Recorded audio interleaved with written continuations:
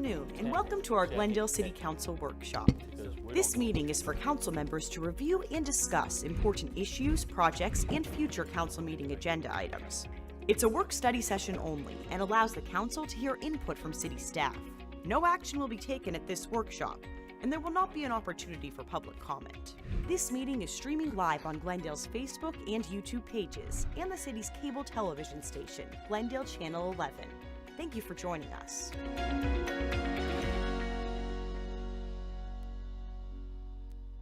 And good afternoon. Welcome to Glendale City Council Workshop Session, March 25th, 2025. This meeting is called to order. We'll do an attendance roll call. I don't know if Mr. Melner is on the phone yet, but we'll get to him in a minute. So we'll start off with Mr. Baldenegro. Here. Councilmember Conchas.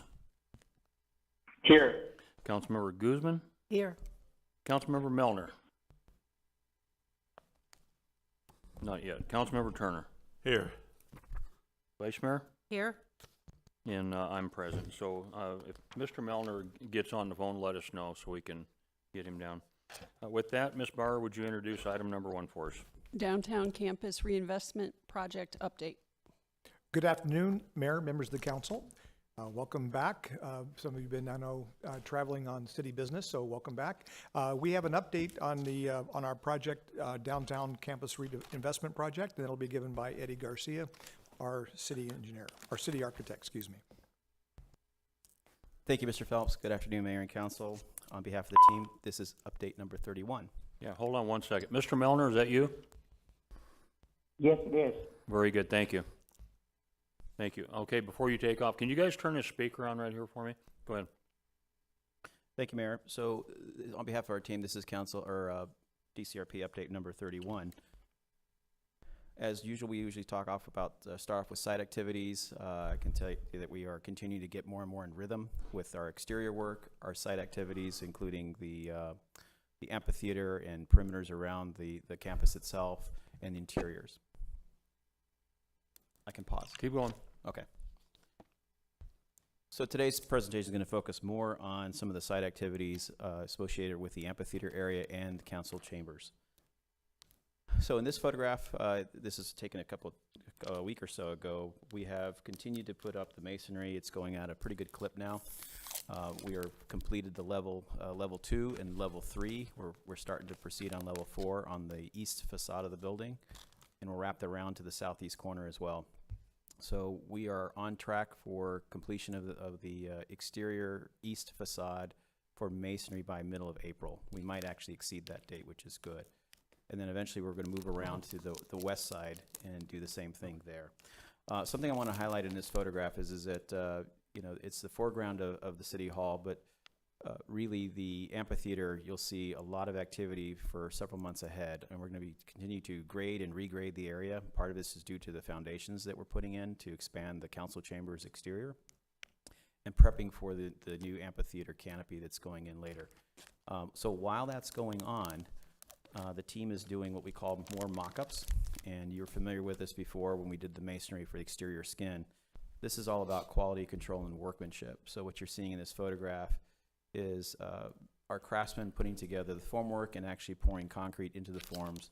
And what this is this is all site concrete that's associated with planters, stairs, the actual amphitheater seating, retaining walls associated with the amphitheater. So we want to get those right in terms of the finishes and how they come together. So this is a shot of the formwork being removed after that concrete has been poured in place and cured. And this is a good example of what we're looking for from quality and workmanship is the finishes that you see. And in this case, there's some work that we need to do where there's some what we call honeycombing. That's where the concrete pour didn't quite reach the formwork in a clear, even state. So we're looking at those kinds of issues, how we finish and trowel the concrete work when it's poured. So these are really good opportunity in advance of putting it on the building, so we have an understanding of how things will go together. While that's going on, in parallel, we've put in place more footings or foundation, what we call caissons, associated with the expansion of the council chambers. So the photo on the left is the drilling rig that's used. It's a big auger bit that's used to drill 20-some feet into the ground, and that's essentially the shape of the foundation that's going in.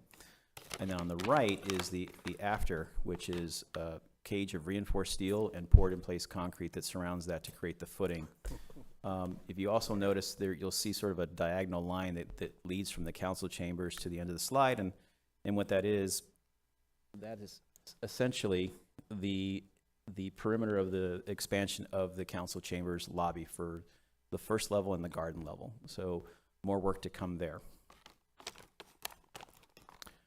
Back to the City Hall exterior envelope. So most of the masonry work continues on the east side.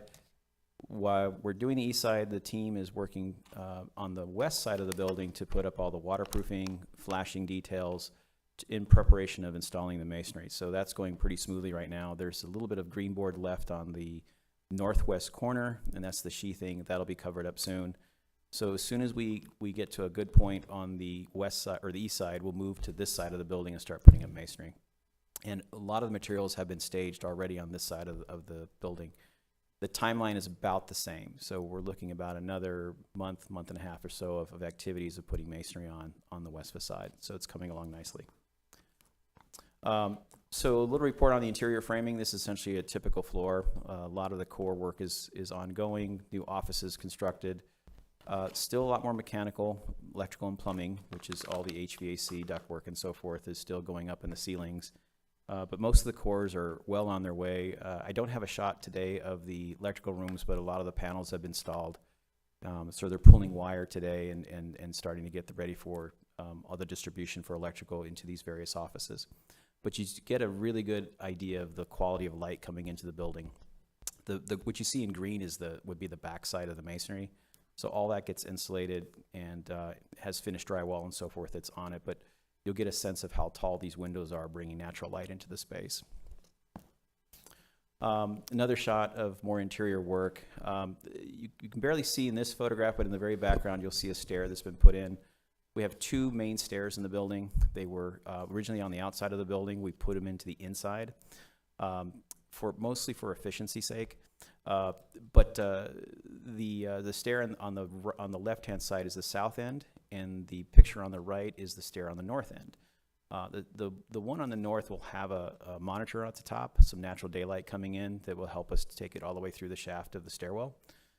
Just gets a feeling for how that's looking right now. So it's still in rough forms, but material is coming, and we do have the stairs on site.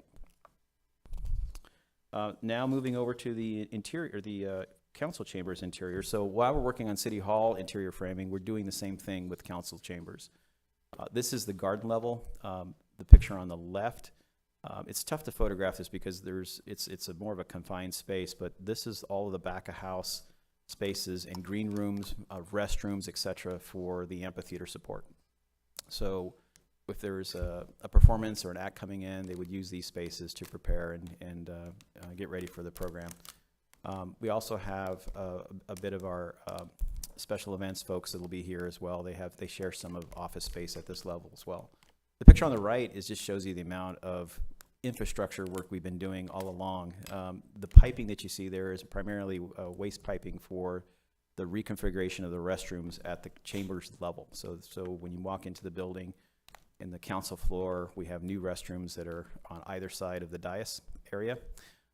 Basically located where the previous restrooms were, but they're just reconfigured for ADA purposes and better flow. So with that, you have to support with all the new plumbing. It just is an example of the amount of engineering and work that's being done. Also, we've talked about this in the past, but we want to make sure that it's mentioned again. This is a huge thank you to the team here and everyone on the council because of the early procurement that we've been able to do on this project.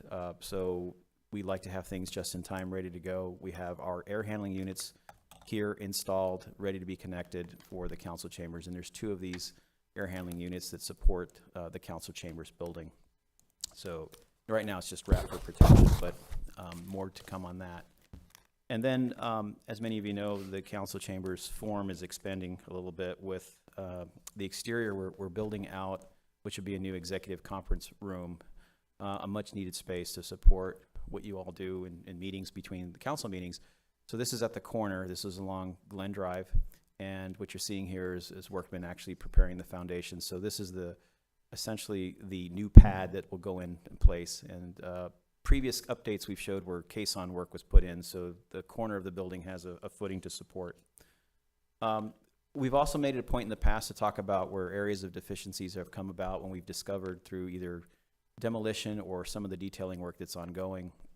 This is another example, specifically for the council chambers roof.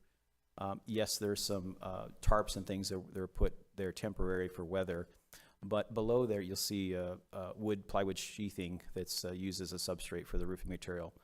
Once we looked at the tarp condition, trying to protect everything, we realized that the condition of the wood is not so great shape. So that's 40 years or so of wear underneath. And many of you know that in the past we did have some leakage that came through into the building at one point in time. So rather than trying to patch repair elements of this, we want to replace the whole roof. It just makes the best sense. We reviewed this with our field operations teams as well. We're all in agreement that it just needs to be re-roofed and sheathed altogether. So rather than using the same material that won't even pass what we call a pull test, so if you adhere to it and pull it up, it's just not going to laminate very well. So we want to go ahead and replace the sheathing on this roof to give us a warranted roof at the end of the day. So that's just one of the things that we learned and discovered along the way. So in progress, just to summarize, a lot more work is going on with the masonry and interior framing and so forth. That's all the same. We're starting to get closer to the lower levels now, so the garden level and lower level framing is starting to take place. We talked about the amphitheater foundations, that's coming along, and the expansion. There's something else that's also going simultaneously with our work, and that is a couple of RFPs that are out in the public right now and about ready to close. One of them is a call for artists, and that's for the artwork to be installed along the south-facing side of the building along Glendale Avenue. And there's a rendering after this that you can see where that's happening. Another one is for our amphitheater technology. So both of those, I believe, are about ready to close on the public side. And so hopefully we'll be able to get through that process and select the group that we would be working with. So more later on that. But next month, with the masonry working at a pretty good clip now, we are getting prepared to start glazing activities. So it's all the windows on both, all the elevations really. But it's going to start with some anchors, putting them on the south elevation along Glendale Avenue. Most of that is glass. That elevation is mostly glass. And we'll probably start there first. So the contractor and design team are working through that coordination process right now. We talked about replacing the sheathing on the roof. We have some curb and gutter activities that are going on Glen Drive that are associated by or just to the north side of the parking garage. And then, of course, more masonry. So masonry is kind of the driving force right now. If we get that done and completed, we can start the process of installing windows. So a lot of field work there, but right now we're tracking pretty well. Again, we're hoping to learn a little bit more by summertime on how we're doing from a substantial completion. But we feel like we're in pretty good rhythm right now, you know, we haven't really seen anything outside of the roof for council. We don't have much more to report on things of the deficiencies and things that we might have to correct later on. So, with that, this is our update 31, and I'm happy to answer any questions. Thank you, Mayor. I do have a couple questions. Thank you for the presentation, Mr. Garcia. I got a couple things. Number one, the yellow light on the schedule, does that mean that we're behind or getting close to being behind, or what exactly is meant by the yellow light on schedule? So, thank you, Mayor and Council, Councilmember, or Vice Mayor Tommelchoff. We've had the yellow up there for the last couple presentations, primarily because it's not that we're behind, but we feel there's still a few things out there that are a little bit uncertain. We've been talking about the amphitheater and the link. It's a very complicated piece. So we're reserving a little more time when in the schedule for that. We're hoping by summer we'll know a little bit more how tight or how close we are, but we are tracking much better.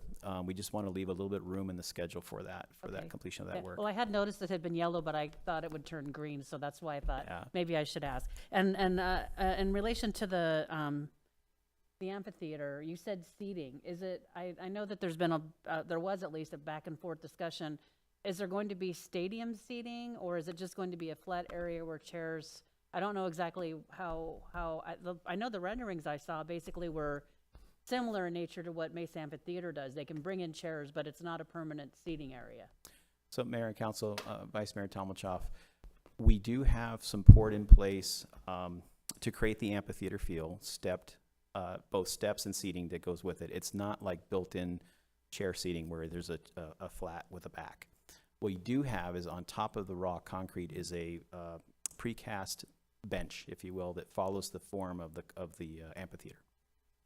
So I don't have any pictures of that today, but we can show that in future presentations to give you a feel for it. But so you'll have the stage, and then you'll have what we call the mosh pit, flat area just in front of it.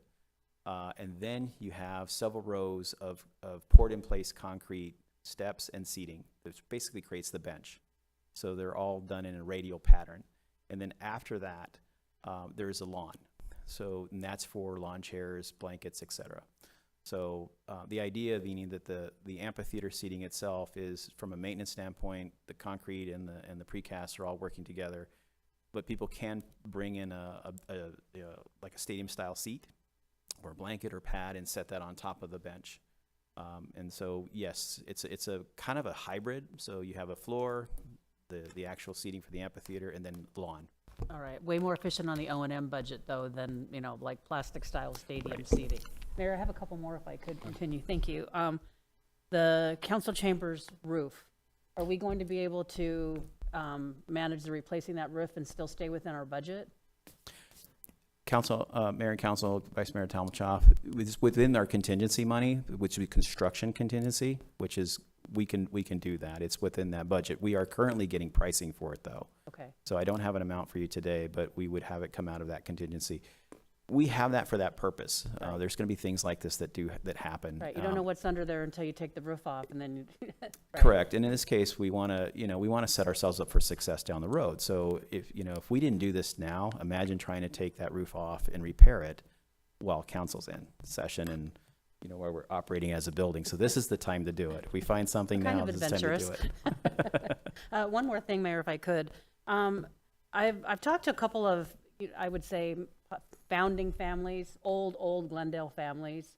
And I talked to the president of the Historical Society, Gary Sherwood. I think he's here. I don't see him, but I think he was going to try to make it, about trying to figure out a way to include some sort of historical component. Oh, there he is. Some sort of historical component into, we're modernizing downtown, but I think it's important that we remember the history of Glendale. And Glendale does have quite a remarkable history. And some way to embrace our history, whether it's in the lobby of one of the public spaces of City Hall, or in the council chambers lobby, or maybe in the garden level lobby of the council chambers, or somewhere in City Hall.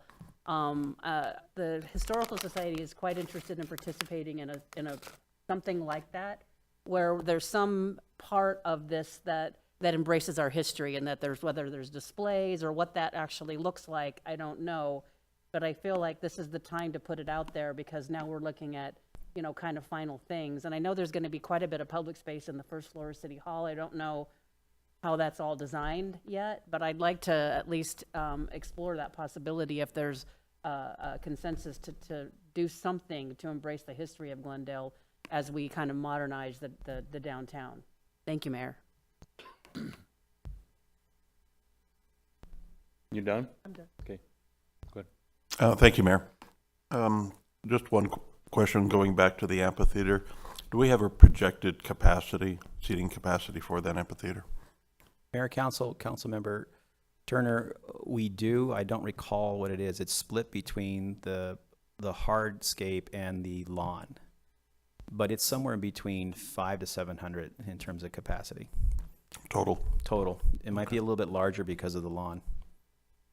Thank you. You done? Mayor.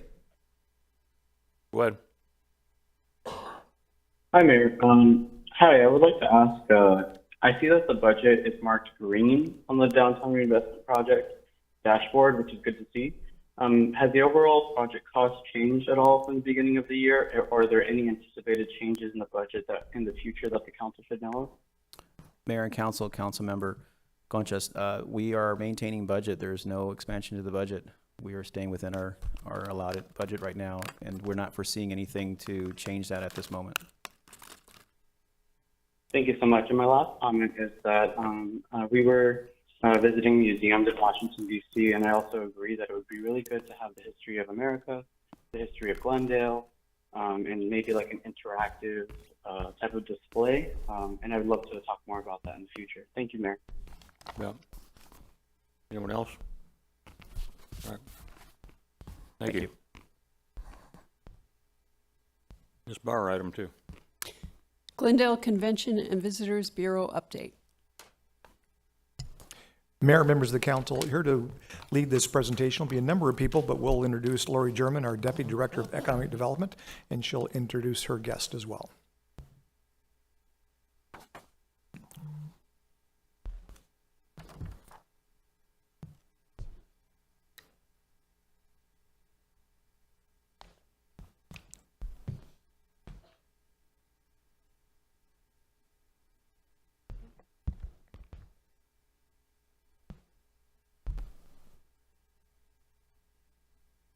Okay, thank you, Mr. Phelps. Good afternoon, Mayor and Council. Presenting with me here today are Desert Diamond Arena General Manager Dale Adams and our consultant Jack Petty. And then I also would like to acknowledge in the audience members of Visit Glendale's Advisory Committee, some community partners that are representing some of Glendale's major tourism assets, as well as staff from Madden Media, the CVB's agency of record. So here's an overview of what we'll be covering during today's presentation. We're going to share some background about the Convention and Visitors Bureau. We'll showcase Glendale's growth in recent years. There will be a review of the areas of opportunity for the CVB, followed by recommendations from our consultants. Lastly, we will share what next steps for the CVB as we seek feedback on the findings and the plan to move forward. So we're here today to provide an update to the council on the activities and the future strategy for Glendale's Convention and Visitors Bureau, also known as Visit Glendale. By way of background, in August of 2022, the council approved the award of RFP 21-40 and provided the authorization to enter into an agreement with Madden Media. The scope of the RFP and the 5-year agreement included the exploration of a rebrand for Visit Glendale, an updated website, and several other marketing initiatives and support for promotion of the CVB.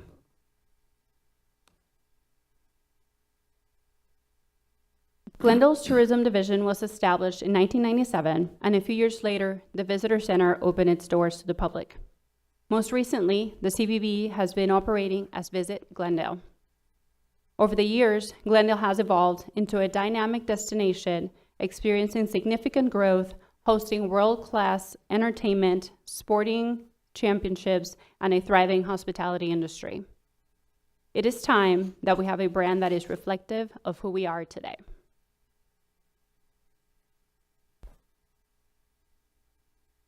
This growth has not been concentrated in just one area of our community. As you can see in the slide, Glendale is thriving citywide with exciting developments, new businesses, and enhanced infrastructure expanding across all areas. In recent years, Arrowhead has welcomed several luxury dealerships, including Porsche, which is currently under construction. We've also seen an expansion in medical services like Phoenix Children's Hospital. And the West Valley Regional Mall, Arrowhead Town Center, remains a top-performing retail destination with new stores coming in regularly.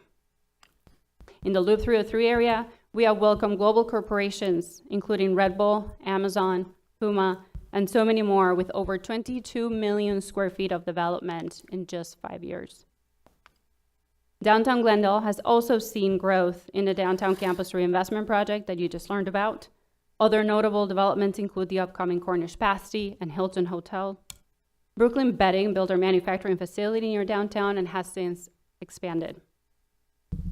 In Glendale Sports and Entertainment District, will go from 800 hotel rooms before 2008 to nearly 4,000 by the end of 2026, while also adding new single and multi-family housing. The district continues to evolve with exciting attractions such as Chicken and Pickle, Top Golf, and Pub Stroke, while Tanger Outlets recently completed a major renovation. Additionally, the upcoming Vi Resort and Mattel Adventure Park will further solidify Glendale as a premier destination for entertainment, hospitality, and tourism. The relationship between Visit Glendale, the city's identity, and its promotional strategy lacks clear definition. Finding the ideal balance between Arizona's essence and a brand that truly connects with visitors presents a valuable opportunity for Glendale. So how do we go about this? Civic Brand, which were brought in by our partners at Madden Media, led workshops and an audit to uncover Glendale's tourism challenges and help shape a branding strategy. Local hoteliers, community leaders, and the CVB Advisory Committee, all whom are tasked with bringing visitors and heads and beds to Glendale, contributed ideas for positioning it as a top destination. At this time, I actually would like to ask our community partners that are here to stand so they can be recognized. Just if you have some friends in the audience today. They are here in support of today's presentation and ready to collectively support our community's growth. Thank you. This process highlighted new strategies, partnerships, and growth areas to guide future planning. The first recommendation from the audit by Civic Brand was to establish a tourism strategic plan. To leverage Glendale's growth, it is essential to develop a tourism strategic plan that outlines a vision and key initiatives for the next 5 to 10 years. The plan should also address the evolving organizational structure, guide capacity planning, and highlight the role of the Greater Phoenix area in marketing efforts, including recommendations for regional collaborations. And now Mr. Adams is going to share the second recommendation. Hello. There you go. Thank you, Lori. Mayor, Vice Mayor, council members.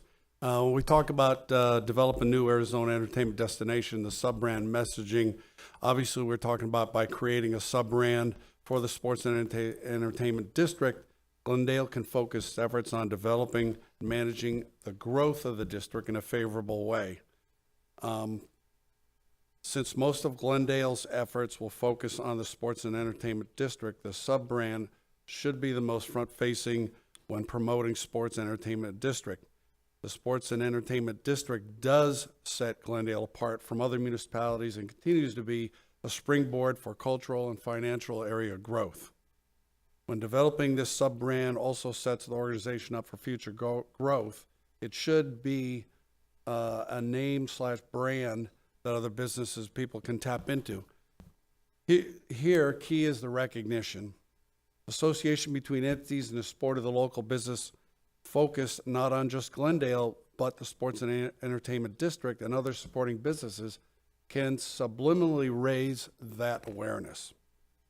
When we talk about visually, the brand should be showcasing the Sonoran Desert, Arizona culture vibe, balanced with entertainment and things to do, just as the parent brand does. Well, let's face it, the uniqueness of Arizona, among all other states, resides in the land, the culture, and the ability to offer a legitimate reason to visit. This brand has it all. Lori? Jack? Jack? Mayor, Vice Mayor, and Council. The Visit Glendale organization is tasked with promoting travel and tourism for the community. When shaping our branding and messaging, we led with our strongest foot forward, entertainment. There's nothing like Glendale in regards to sports, music, nightlife, dining, shopping. Glendale is energetic with so many options to experience. And it's critically important we consider how this branding architecture impacts our future plans for showcasing the community. Things like downtown Glendale or North Glendale, to name only a couple. Tourism destinations across the country have learned the value of developing brands that leverage their unique strengths with character that amplifies their identity, something fun, something with style. And these brands and messages appeal to travelers while they make decisions on where to spend their leisure time and their money. Here are some examples from Dallas, New Orleans, Florida Space Coast, Denver, and Seattle. It is important for all of us to consider that all of our branding, our sub-branding, our messaging should all work together. It should feel cohesive. Our messaging may appeal to different audiences or showcase a variety of offerings in Glendale, but it should all have a familiarity, a single sense of place, Glendale. The entertainment district, downtown Glendale, North Glendale, your shopping, your dining. We strengthen our brand by relating these aspects to one another, not by separating them into isolated entities. So what is missing today? It's Glendale. This is perhaps the single most important point we learned during our research with Civic Brands. There is next to nothing that successfully identifies Glendale as the destination where all of these entertainment options exist. The local products, the assets, the experiences are largely provided by private entities that reflect their focused interests. When visitors come, we often hear them say, I went to State Farm Stadium, or I went to Westgate, or I went to Phoenix. With no signage or branded messaging for Glendale, there's nothing compelling visitors to discover more in Glendale. Nothing to compel visitors to say, wow, I'm having such a wonderful time. What else can I do in Glendale? And by spurring travel planners and visitors to ask this question, we open the door to discovery of more of your local businesses, your restaurants, your attractions, and all the wonderful experiences that make a trip to Glendale memorable and unique. Here are some examples that illustrate the branding environment today. We have the Westgate sign and the Sportsman's Park sign. And while these are important for visitors, they have no impact on placing these attractions within Glendale, and thus leaving no impression of Glendale on visitors. This is the same with the wayfinding messaging as well. So how do we address this? By quickly establishing Glendale as Arizona's entertainment destination, and we begin implementing branded locations for photo opportunities, branded experiences, and activations within the sports and entertainment district, establishing a fun, exciting, energetic set of experiences that are Instagrammable and shareable, utilizing new branding for a sense of place that gives Glendale credit. Please take a moment to imagine photographs like these, curated by Visit Glendale with Arizona's entertainment destination branding, inspiring visitors to stay and play and spend. We would be remiss if we didn't mention the unique role of the desert and the Arizona aesthetic. If we're being honest, we know that there are sports arenas and entertainment districts and nightlife and hotels. Although all amazing here, these are not unique to Glendale. But our desert landscape, our sunsets, and our wildlife are. And we aim to honor our environment and balance it with our branding aesthetic to strengthen its blended appeal.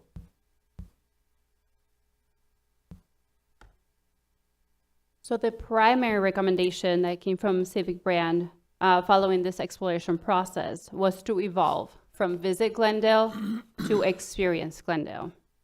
The concept capitalizes on the fact that everyone can experience, not just those visiting. So let us listen to those words. Experience Glendale. This is an action, it's a statement. A confident, modern brand inspired by the backdrop of the Sonoran Desert and Arizona's deep culture and history. More than a name change, it's a mindset, one that shapes how our visitors, businesses, and locals alike engage with Glendale, making every experience unforgettable. Throughout this process, we've learned that a small yet impactful shift in our brand more appropriately communicates Glendale to its visitors. A subtle move from Visit Glendale to Experience Glendale. A punchy statement that reflects the range of experiences within the city. Visitors don't passively visit. They experience sports, nightlife, restaurants, hotels, shops, attractions. And this subtle shift also speaks to travelers from the Phoenix metro area who don't view themselves as visitors, but still come west to experience Glendale. In my opinion, this is the single most important reason for these branding efforts, the impact it has on the community, especially local businesses. In my many years in travel and tourism, it has been my absolute pleasure to see how leveraging the strengths of marketing impacts the unique aspects of a city. Local cuisine, cute stores that specialize, incredible customer service, experiences and memories you absolutely can't find anywhere else because they reflect the individuals who work and live there. A fresh and modern identity that has been carefully considered and researched that positions Glendale as a premier destination will successfully draw visitors that spend at your hotels, at your restaurants, at your stores, and at your attractions. By the way, Jack, they visited the Desert Diamond Arena also. Just want to let you know. Mayor, Vice Mayor, council members, when we talk about community benefit, let's talk about visitors. Visitors, whether local, regional, domestic, or international, are a key component to the local success here. The Sports and Entertainment District is the main driver Glendale can use to increase revenue, success, and enhancing the growing the Glendale experience. Recognition is the key when vying for new and repeat business. The Sports and Entertainment District can provide support and drive existential growth through brand awareness. We have the recommendation and support from local businesses, as you've seen, along with the Hotel Association, which will play a pivotal role in this growth. Increasing visitations in this challenging time among all other competing entities is key to growth and better quality of life for all residents.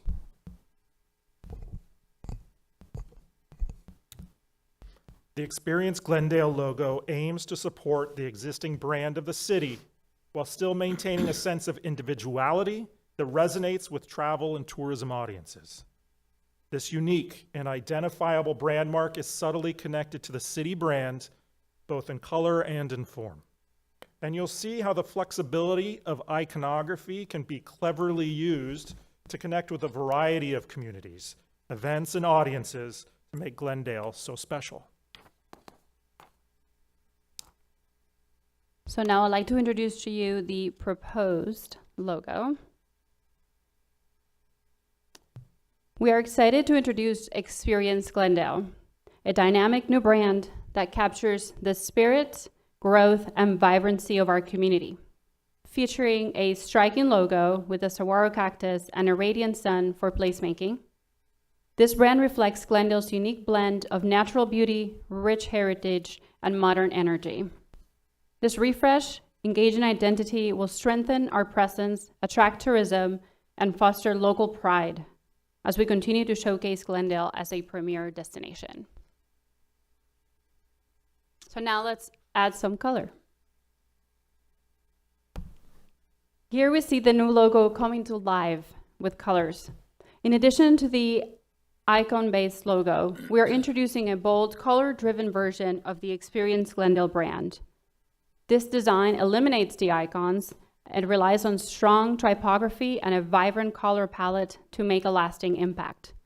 The bold lettering ensures maximum visibility and readability across various platforms, from digital media to physical signage. This approach allows for flexibility in branding while maintaining a modern, confident presence that resonates with both residents and visitors. By using colors strategically, this version of the logo conveys energy, warmth, and the welcoming spirit of Glendale, reinforcing our city's identity in a fresh and contemporary way.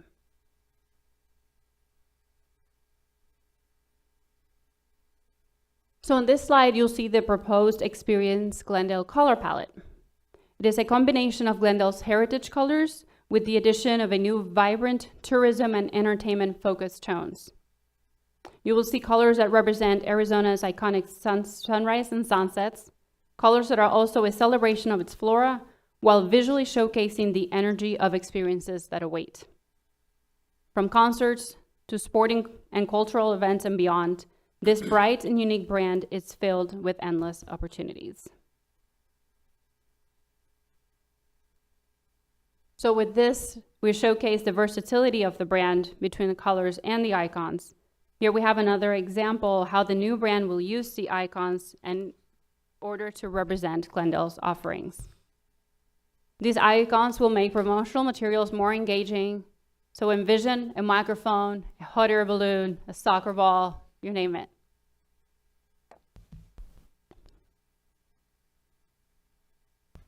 Here we have some examples of the new logo and brand palette in action, with branded attire to the left and a sample magazine or digital ad on the right. And hopefully you're able to recognize the downtown mural on Westgate as the backdrops of this.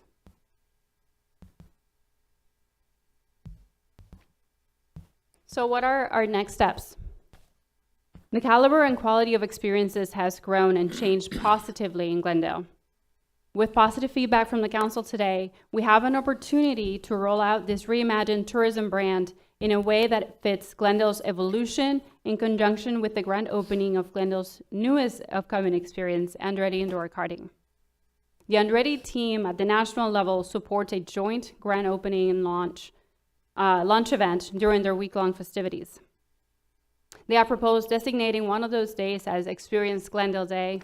The festivities will also include official unveiling of the Experience Glendale brand, branded photo ops with rainbow riders, hot air balloons, a drone show, local and national coverage, dignitaries, and influencers. The vision also includes community engagement and interactive activities leading up to the opening.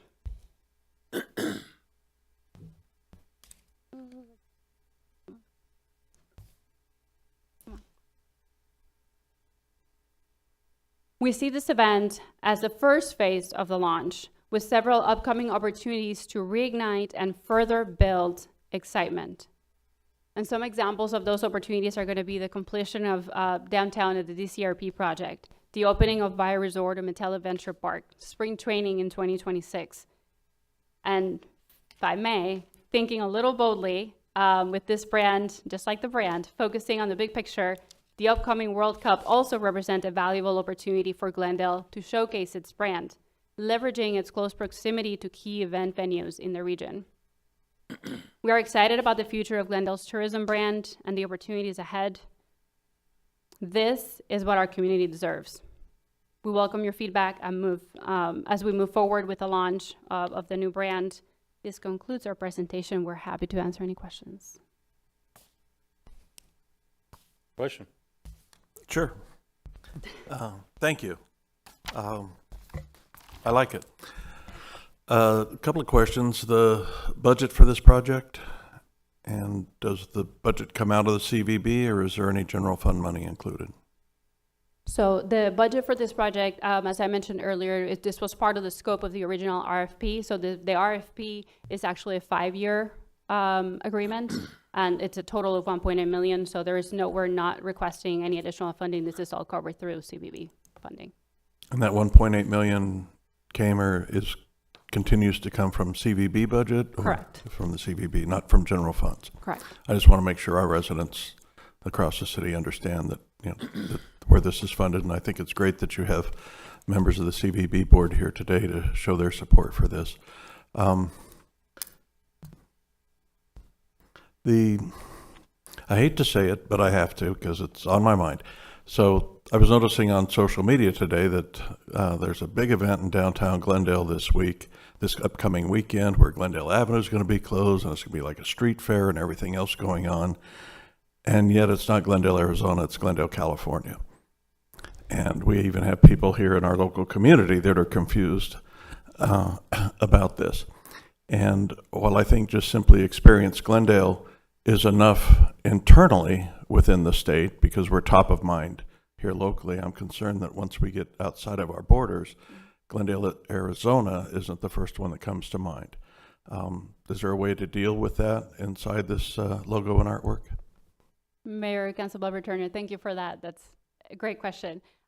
So what we are showing today are just a couple of variations of this logo.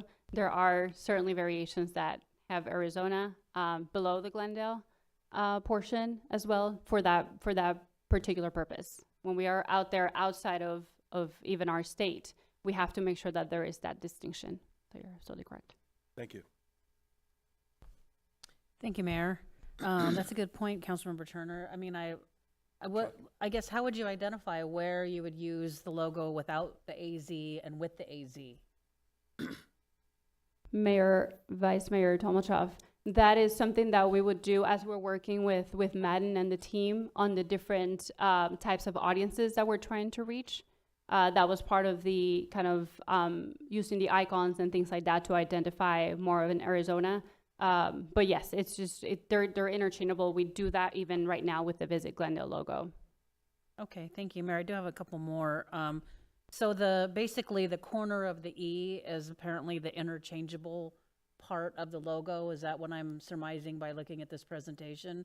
Or is it entirely interchangeable? I was wondering, you know, I didn't show here, but a guitar or something to feature something that's not sports but entertainment.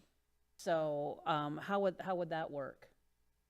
So Mayor, Vice Mayor Tomachov, so both of where the cactus is located and where you see the sun, both of those are interchangeable. And again, we do have some renderings of what those versions are, some that include a microphone and a few of the other things that we've talked about, even on the art side as well. Okay. And then I had one other question because I want to make sure I understand this. Is the Arizona Entertainment Destination, is that the name of the sub-brand? Or I'm not sure I was quite clear on I think it was one of your very first slides, you were showing that is a sub-brand, the same as, let me see which slide that was. Slide number, oh, it's not numbered. It's towards the beginning of the presentation, but it says brand architecture slide. Arizona Entertainment Destination sub-brand. So is that a sub-brand, and is that going to have its own brand for that too? And we're going to, use that as part of the brand? Yeah, Mayor, Vice Mayor, and Council. Yes, Arizona's Entertainment Destination is a sub-brand under Experience Glendale, and allows Glendale, Visit Glendale, Experience Glendale, the flexibility to be able to adjust its messaging to different audiences and for different features within the community. And a good first step for additional sub-brands under Experience Glendale that will include Downtown Glendale or North Glendale or shopping or nightlife. You have a number that you'd be able to explore, and this is a first step that leads with your strongest foot forward. Okay, thank you for that. So we could look for some branding, actual branding for the sub-brands going forward? So Mayor, Councilmember, Vice Mayor Tomachov. Yes, so the anticipation is as we move forward, there will be opportunities to create additional sub-brands that would match the different areas of the community. Okay, all right. I guess that's all I have. Thank you. I like it too. I think it's, I did have one other question here. So is it going to be I imagine we have the domain, obviously, Experience Glendale. We've secured all of these domains. So when somebody who's accustomed to looking on Visit Glendale, it'll be a redirect to Experience Glendale? Mayor, Vice Mayor, correct. Okay, thank you. Okay. Mayor, on one of these slides where you talked about the signage in Gateway that is mostly from private developers, what type of signage are you planning with this? Mayor, Councilmember Guzman, that is, there's different opportunities. So we're talking about some photo opportunities like Jack had shared, but just signage that can complement what's existing. And while we have in our conversations with the group that's here today, it's how, again, we're going to work together to do that. So it's not all just what they're doing. Is as they're doing, making changes to their their signage and things like that we can incorporate that into it. But for the most part, we have talked about some monument signs and things of that nature, especially when you're entering the district or something like that, to really kind of showcase and acknowledge that you're in Glendale. Oh, okay. I also like it also. Thank you. All right, so I have a couple questions for you. The icon on the E, I don't know if you did that purposely to change it to anything and everything, but if you didn't, it's a great way to do that. For instance, Luke Air Show every 2 years. What a neat opportunity to not only maybe change the sun or the cactus or whatever's over the E, but maybe put an airplane and then maybe a Jetstream or something where he flew over that, or you've got a baseball, obviously, that we could promote. Make 'em Auto Auction just concluded, and Make 'em Auto Auction, I don't know what their numbers were this year, but they're now the third largest Make 'em is Glendale, Arizona, in just a short time they've been here. What a great opportunity for the auto auction for that. It just lends itself for so much stuff. Both leagues of football. It just doesn't stop. It keeps going. So I really like that. If anybody other than people that live here in the valley don't know that it's Glendale, Arizona, when you see the swirl cactus, out of state I can understand it because people don't really understand the swirl cactus is only in the Sonoran Desert. So, and this is the only Glendale that's in the Sonoran Desert. So, I like everything you're presenting here. The colors sort of, I think, keep it together with the current logos that we have right now, and I think that there's a lot of opportunities for a lot of businesses to partner with that Experience Glendale with their particular business. So I don't know how you could work that out, but I think there's a lot of opportunities here. Good going. Mayor. Who said? Mayor. Thank you. Great presentation. If we can scoot up the word experience and squeeze in downtown, I'll order shirts today. And if we can move the sun and make it like a pizza slice, a Pete's Monster Burger. One more. We could do that today. Thank you. All right. Anyone else? Okay. What do you need Mayor. from us? Oh. Okay. Somebody Mayor. just called. I don't know who it was. This is Councilmember Sanchez. Go ahead. Yeah, thank you so much for in slide 6. I appreciate that some of the challenges are Glendale Sports and Entertainment District both standout attractions, but there's room to spotlight the city's other districts. And I really appreciate you mentioning things like the World Cup. I think Glendale is a global destination, and I think that this experience branding is going to show that. So I definitely would like to see in the strategic plan that is being proposed, how do we market to other global markets or out-of-state markets? And also, how do we incorporate different languages? And how do we brand Experience Glendale in different languages? Thank you, Mayor. Did you have anything else? Mayor, if I could just add in, Go ahead. again, want to thank, I know we called them out, but our advisory committees put a lot of work into this. Appreciate them taking time off to be here as well, and to our consultant. This has been a multiple year approach, and I will say, having been in the convention business prior to my time here in Glendale, this is one of the most creative, adaptable logos and branding that I've seen, just for the reasons that you called out. The possibilities are endless for how we could modify this. And so I think what we're looking for today, we're really fortunate that Andretti has been really excited about working with us on this. So assuming based on the comments today, we're going to have our first launch here next month, and we'll keep you up to speed on it. And then as we develop the other components of the marketing plan, we'll certainly make sure the council is apprised of that as well. All right. Well, thank you. The Andretti thing, what a neat opportunity to circle it with a racetrack or something. It's just, there's so many cool things that you could do with this, just kind of thinking outside the box. I do want to thank everybody that came here specifically for this to show your support. My good friend from Vi Resort, and pretty much everybody else that's here. A lot of folks here to show support here, so thank you. If there's no other questions, I guess we can move on. Thank you. Thank you. Discussion on ad hoc citizen bond election committee. Mayor, members of the council, here to provide staff report will be Assistant City Manager Vicky Rios.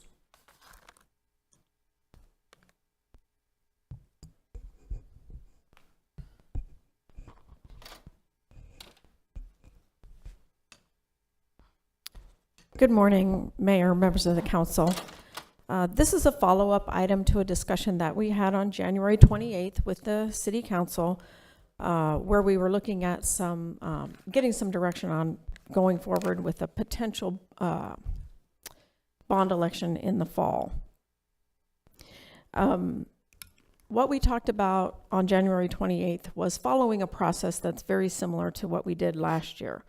That starts with doing some surveying of our citizens, our residents, and that work has actually already been done. We're just waiting on getting the results for it, and we'll bring those back to City Council. And then we based the dollar amount of the bond requests on Council's adopted 10-year CIP. In that process, again, in 2023, we developed ballot language that was, again, based on the 10-year CIP and also the results of the survey. And then, as you'll recall, we did a public education campaign, which was also driven in part by the results of the survey and what was important to our residents. We did have a bond committee the last election, and Levi's going to talk about sort of what we did in that context. But it was clear by the end of that process that the bond committee wasn't quite sure what its role was. And as we talked about it in January, the language, and Levi's going to talk about that right now, but the language in the ordinance that created the bond committee was a little bit unclear. And then even here, January 28th, there was some discussion about what is the function and the role of the bond committee. Are they to be community advocates, or exactly what, did we want them, what role did we want them to have? So Levi's going to start again with a presentation here on kind of the history of the last bond committee, and then we will be seeking some direction from the council of what is it that you kind of want to do moving forward. So with that, I'll turn it over to Mr. Gibson. Thank you, Ms. Rios. Good afternoon, Mayor and Council. Wanted to talk to you a little bit today about the role of city staff as has pertained to the bond committee in the past. And the role of city staff is really to educate and inform the bond committee, the community, and voters regarding the general obligation bonds program here at the City of Glendale. Staff supports the bond committee by facilitating meetings, providing financial information related to the bonds, and information related to federal, state, and local bonds that governs the issuance and use of our general obligation bonds. Excuse me, Levi, can you go, you skipped the first slide, I think. Oh, sorry. I got too happy, I guess. Wanted to talk a little bit about how the bond committee was created. And the bond committee was originally created September 24th, 2019. And in part, it reads, whereas as part of the capital improvement plan process to ensure that funds are available to support future council-approved projects, it will be necessary to consider whether an election is needed to request additional voter authorization to issue bonds. And the committee shall be comprised of 7 members, all of whom shall be residents of Glendale and who shall serve without compensation. And while there was no end term for the bond committee, all the current members' terms have expired as of January 31st. We'll skip that one since we've done it. Wanted to talk a little bit about the history of the bond committee meetings from the past bond election. And we held a number of meetings, and you'll see both the meeting date as well as what was discussed with the bond committee. And on our April 18th, 2023 meeting, we had a overview of the voter sentiment survey, which Vicki talked about earlier, is currently finished and we're waiting the results for. We did the same thing during the 2023 election. We also reviewed draft ballot language, and then we talked with the bond committee about the role and purpose of the bond committee. On the May 16th, 2023 meeting, we talked and gave an overview of the city's budget process. We talked about general obligation bonds, defined them, how they're used, what they're used for, and how the city has used them in the past. We also had Bill DeHaan, who is our bond counsel, discuss with the bond committee about establishing a political action committee, or a PAC, to help support a potential bond election. And we also reviewed the general obligation bond funded streets capital projects with the committee. Then on June 6th, we held an additional meeting where we talked the GO bond funded public safety and facilities capital projects. And then we also discussed a education and public outreach campaign with them. August 2nd, we again talked with the general obligation bond, or the bond committee, about our public safety and facilities capital projects. We also discussed the GO bond funded streets capital projects, and again went over our education and public outreach campaign. Mayor, if I may interject here, wanted to just point out, so we basically did the same thing twice. So we had already done the streets projects, then we did the public safety projects, and then on August 2nd, we did the same basic presentation of the streets projects and the public safety projects, and what was our plan for education and outreach. And then on the October 11th meeting, we again did a review of the streets projects that were listed on the Glendale Bond 2023 website. We discussed the CIP prioritization process, and we discussed CIP project budget estimates.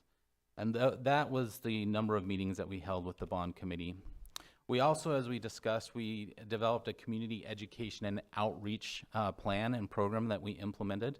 The first of that was we conducted the community survey and presented those results to City Council in May of 2023. Additionally, we created, as part of the bond election, a 2023 bond webpage, which we published in both English and Spanish. We also maintained a frequently asked questions list on that website, and as additional new questions were asked, we posted those updates. We also established a Bonds 2023 email address so that citizens or those folks that had questions could submit those questions directly to city staff. We also produced, in coordination with our friends in the communication department, 6 informational videos in both English and Spanish. And then we conducted 3 open house information sessions with the public, talking about the bonds and the bond election. Now, as some considerations as you think about a potential bond committee for, we really understand that council adopts every year a 10-year CIP plan. From a staff perspective, staff can only educate and inform the public and the bond committee. We can't advocate for or against the bonds. We simply serve as an educational information source. Staff cannot use city resources to influence the outcome of the election. Committee members cannot use city resources, including staff or materials, to influence the outcome of the bond election. Now, committee members can use their own resources to try and influence the election, but that's outside the scope of a bond committee. If they use or raise more than $1,500, they must file and form a political action committee. And that political action committee must have a chairperson and a treasurer. With that, I'll turn over the discussion to Ms. Rios. Thank you, Mr. Gibson. So again, the purpose of this meeting today is really to have a discussion amongst the council. What is it that the council would like to do in terms of a bond committee? We can keep the current committee structure and purpose. If you'd like, and you have an idea, we can have a different purpose or a different structure, or we could go with no bond committee. So with that, I'll turn it over to the council. We do just are looking for consensus and some direction as to what it is that you'd like to do. Mayor. Go ahead. Thank you, Mayor. Thank you for the presentation. And I think we all know the bond committee felt a little bit lost last time. And I talked to quite a few people who served on far past bond committees, and I've talked to other cities about how they use, what do they do with their citizens bond committee. And what I'd like to see is, I think leaving a bond committee and a public process engaged in this part of it out is a mistake. That's my personal belief. You may or may not agree with me, but I would like to see a bond committee, and what I would like to see their purpose be to have them briefed on all of the potential projects in the CIP and make a recommendation on how to prioritize. Obviously, it's our decision, but that's how our other commissions make recommendations to us. Make a recommendation. Some of these there's going to be it's going to be competitive on which ones rise to the top on which ones get done. I think especially in parks. And I would like to have citizen input, and we've done that in Glendale in the past. Bond committees basically are briefed on, here's the CIP, here's what the authorization that we need, here's what the money we're gonna have, here's how much the projects are, and then make a list of recommendations to the council. We can, take their recommendation, we can change their recommendation, we don't have to follow their recommendation, but I think skipping that step, you don't get the buy-in from the community of having citizens saying, these are what we think should be how the project should be prioritized. And I don't think that runs afoul of what the cities, that could even be part of the public process too. It doesn't run afoul of, because it's not a PAC, it's not any of that. It's just, I know Phoenix goes through almost a year-long process with their bond committee, and they go through the projects and they do make a recommendation to the council. So does Goodyear and a lot of other cities. That's how they do it, and that's what we've done here. It's been quite some time ago that we did that, but I have talked to people, quite a few residents that served in that capacity in the past. So that's what I would like to see happen. Thank you.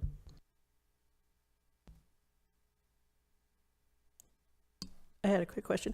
Mr. Gibson, did I hear you say that, or maybe I misheard, that a survey's already been done?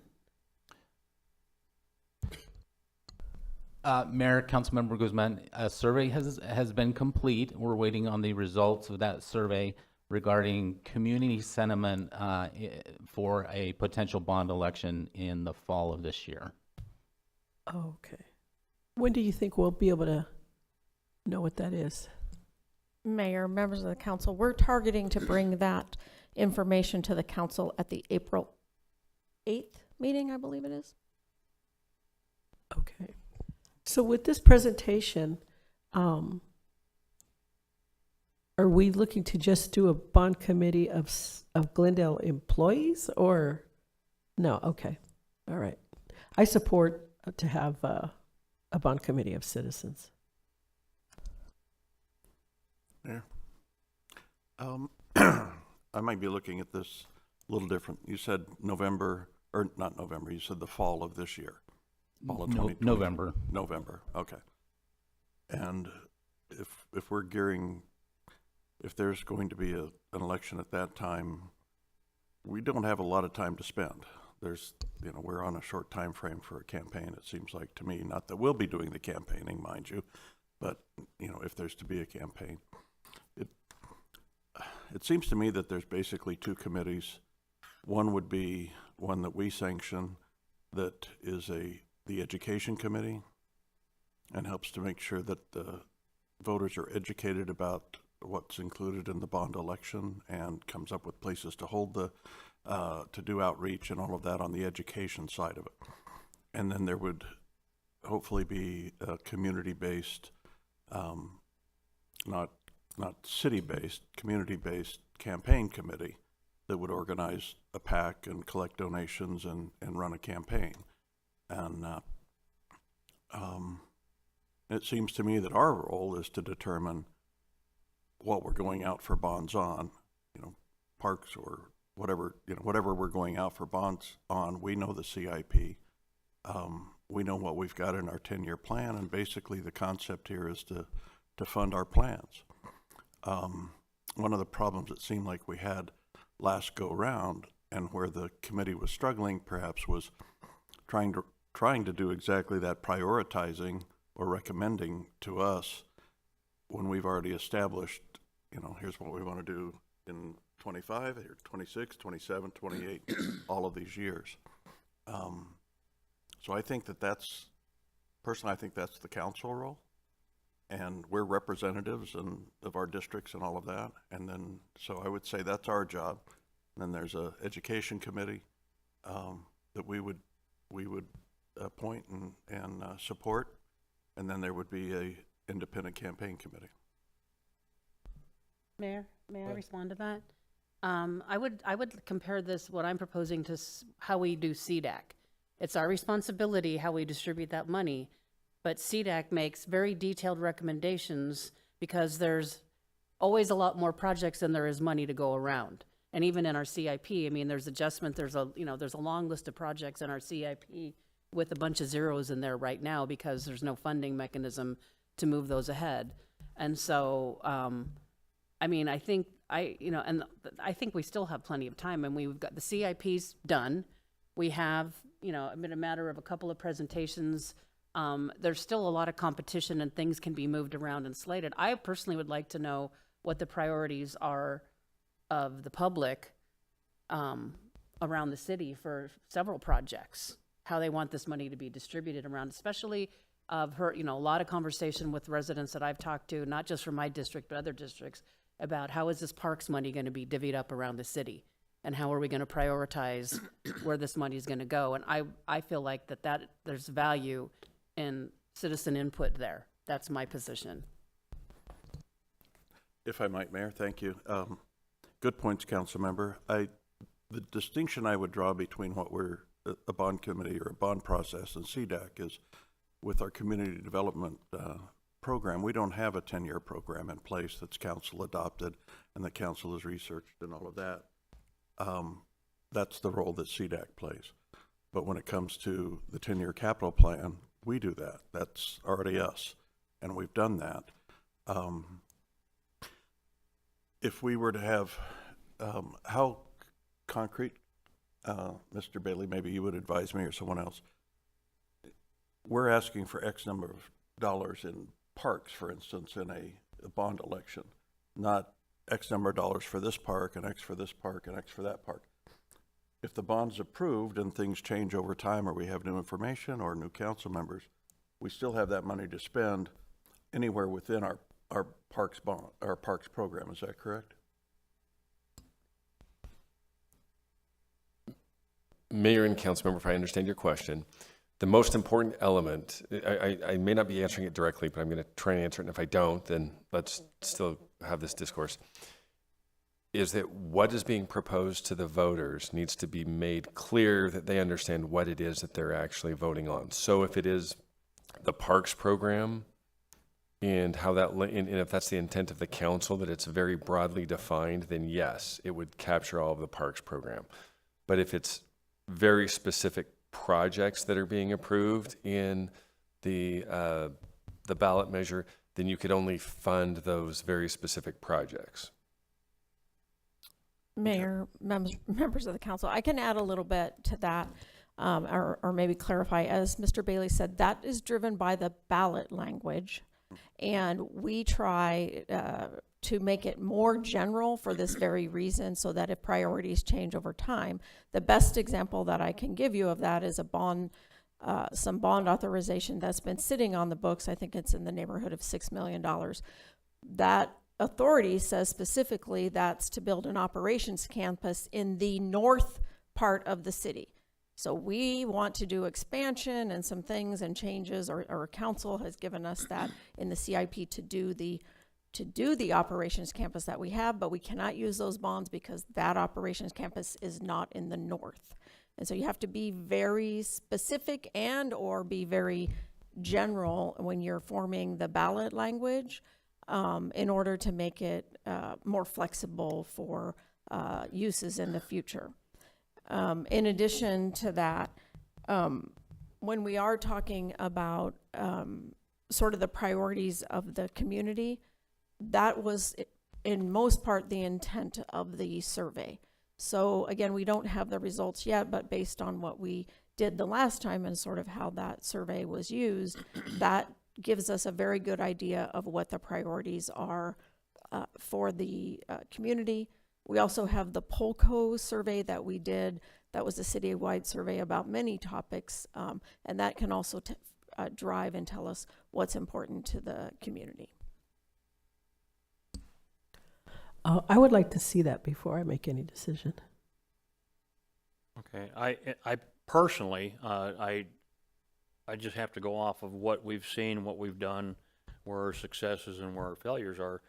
The first bond that we did, we lost. I mean, we got our hands hit pretty hard. The second one, we did do well. They all passed. And I don't see any reason of changing what worked. I think keeping the current committee structure and purpose, I think that's fine. Absolutely have to have a committee. And I think we got to be incredibly careful that we're not combining that money and employees and committee members. I think that we're walking a real fine line where we could get into trouble if we're not careful there, which is why it's so critical that you have a committee. So that's just my personal feelings. If we're going to do parks, let's figure out what we need. Let's identify them so we don't have some of the issues that we had a couple of years ago where people aren't completely sure what they're voting yes for or what they're voting no for. So I think if they're identified on the projects we want to do, we have the dollar amount and work it in a way on the ballot that it gives us some wiggle room. I think that is the best way to do it myself. But Yep. You have a question? I was going to agree that I would say whatever we did before in the past that was successful is probably something we need to look at or lean towards, whether we fine tune or not, whatever that looked like, if there's something we can kind of slightly adjust to make it even better, stronger, I would lean toward that as well. You look like you had something on your mind. Yeah, I wanted to say, if we're going to be specific on the parks, I'd like to recommend Heroes Park. No kidding. Yeah. I'm shocked. Where's that at? Yeah, Bart, did you have something? Mayor? Hold on one second, Ray. Yes, Mayor, I'll jump back in. It seems to me that we have time to adjust our CIP before we would have to draw up any ballot language. But I think that that I would imagine that the education component is, based on our 10-year CIP, we need X number of dollars in bond authority, and these are the kinds of parks, if it's in parks, these are the kinds of parks programs that are in our 10-year CIP. But it doesn't serve our citizens or future councils to tie their hands so tightly that if something comes up, it can't be used. And an example would be how we had the opportunity to use some culture bond money over in the amphitheater, but had that been specifically for building a performing arts, indoor arts theater, in some location of the city or something like that, we would have been too bound with that. I think that we owe it to our citizens in our 10-year plan to tell them, here's what we're projecting are the needs for that money, and ask them to give us the authority for that. And that's just the way I would do it. And as far as how we've done it in the past, we're only batting 500, which in baseball is not bad, but for a city bond election, we got to keep hitting home runs. And how's that for a sports analogy there, Kevin? So I would say I'd rather use the concept I introduced and let the council be the deciders on, and we get input from our citizens all the time on what the park's priorities are over the next 10 years. And we go forward and ask for whatever amount of money, maybe all 10 years or maybe only for the next 5 years. Whatever we think, after we've seen some data, we think the appetite of our citizenry is. All right, I'm going to go to Mr. Melner next, and then Mr. Phelps next. Mr. Thank Melner. you, Mayor. Thank you. I agree with the concept of having a committee. I agree with Councilmember Tomachoff that I think it's important that our citizens have some input and some buy-in on what we're trying to accomplish. Again, I see their role as looking at our CIP and saying, it looks pretty good, or no, we need to adjust it a little bit and make that recommendation to go back to council. I do agree, however, with the concept of keeping it a little bit more broad on the actual ballot language. Have a listing of the projects that we would like to do in our CIP, but have a little bit of flexibility in our language so that if a couple of years down the road, something happens and we see the need in our parks system, for example, that we need to have something done more quickly than we thought, we have the ability to do that. So those are my thoughts, Mayor. Mayor? Go ahead. Mayor, I'm in favor of having a seven-member ad hoc bond election committee, one represented by each council member and the mayor, or selected. I think that more representation is better than none, and this structure is extremely important for Glendale, and they will be important when it comes to doing informational listening sessions that are non-biased and doing lots of education for the residents of Glendale. Thank you, Mayor. Okay. Mayor, members of the council, well, first of all, I think there's been great discussion all the way across the board on this issue. I think really I would maybe recommend kind of a combination of a lot of the thoughts that are here in that is one, I think you do want to keep your language flexible. You can use the term general, but really we want flexibility. And I'll give you an example. Now we've been able to address a lot of this, but I think we had over $1 million of a need below ground at Saguaro Ranch Park that we knew that needed to be done, that through our facilities team, our parks team, they recognized that we really had to replace, kind of electrical, but it may not be something that the voters at the, going to the ballot box would say, oh, this sounds great, let's authorize this. So I think the value of the committee will be to provide the priorities. But the CIP is, you want the flexibility so that your CIP can be modified over the years to address some of the issues that may not be, as apparent to the citizens. And so what I would, I think the advantage of the committee would be twofold. It can help the pro bond committee, because hopefully the citizens will form a pro bond committee. And with that, they can say, we know that these are some of the major priorities. And then that can also be given to the council.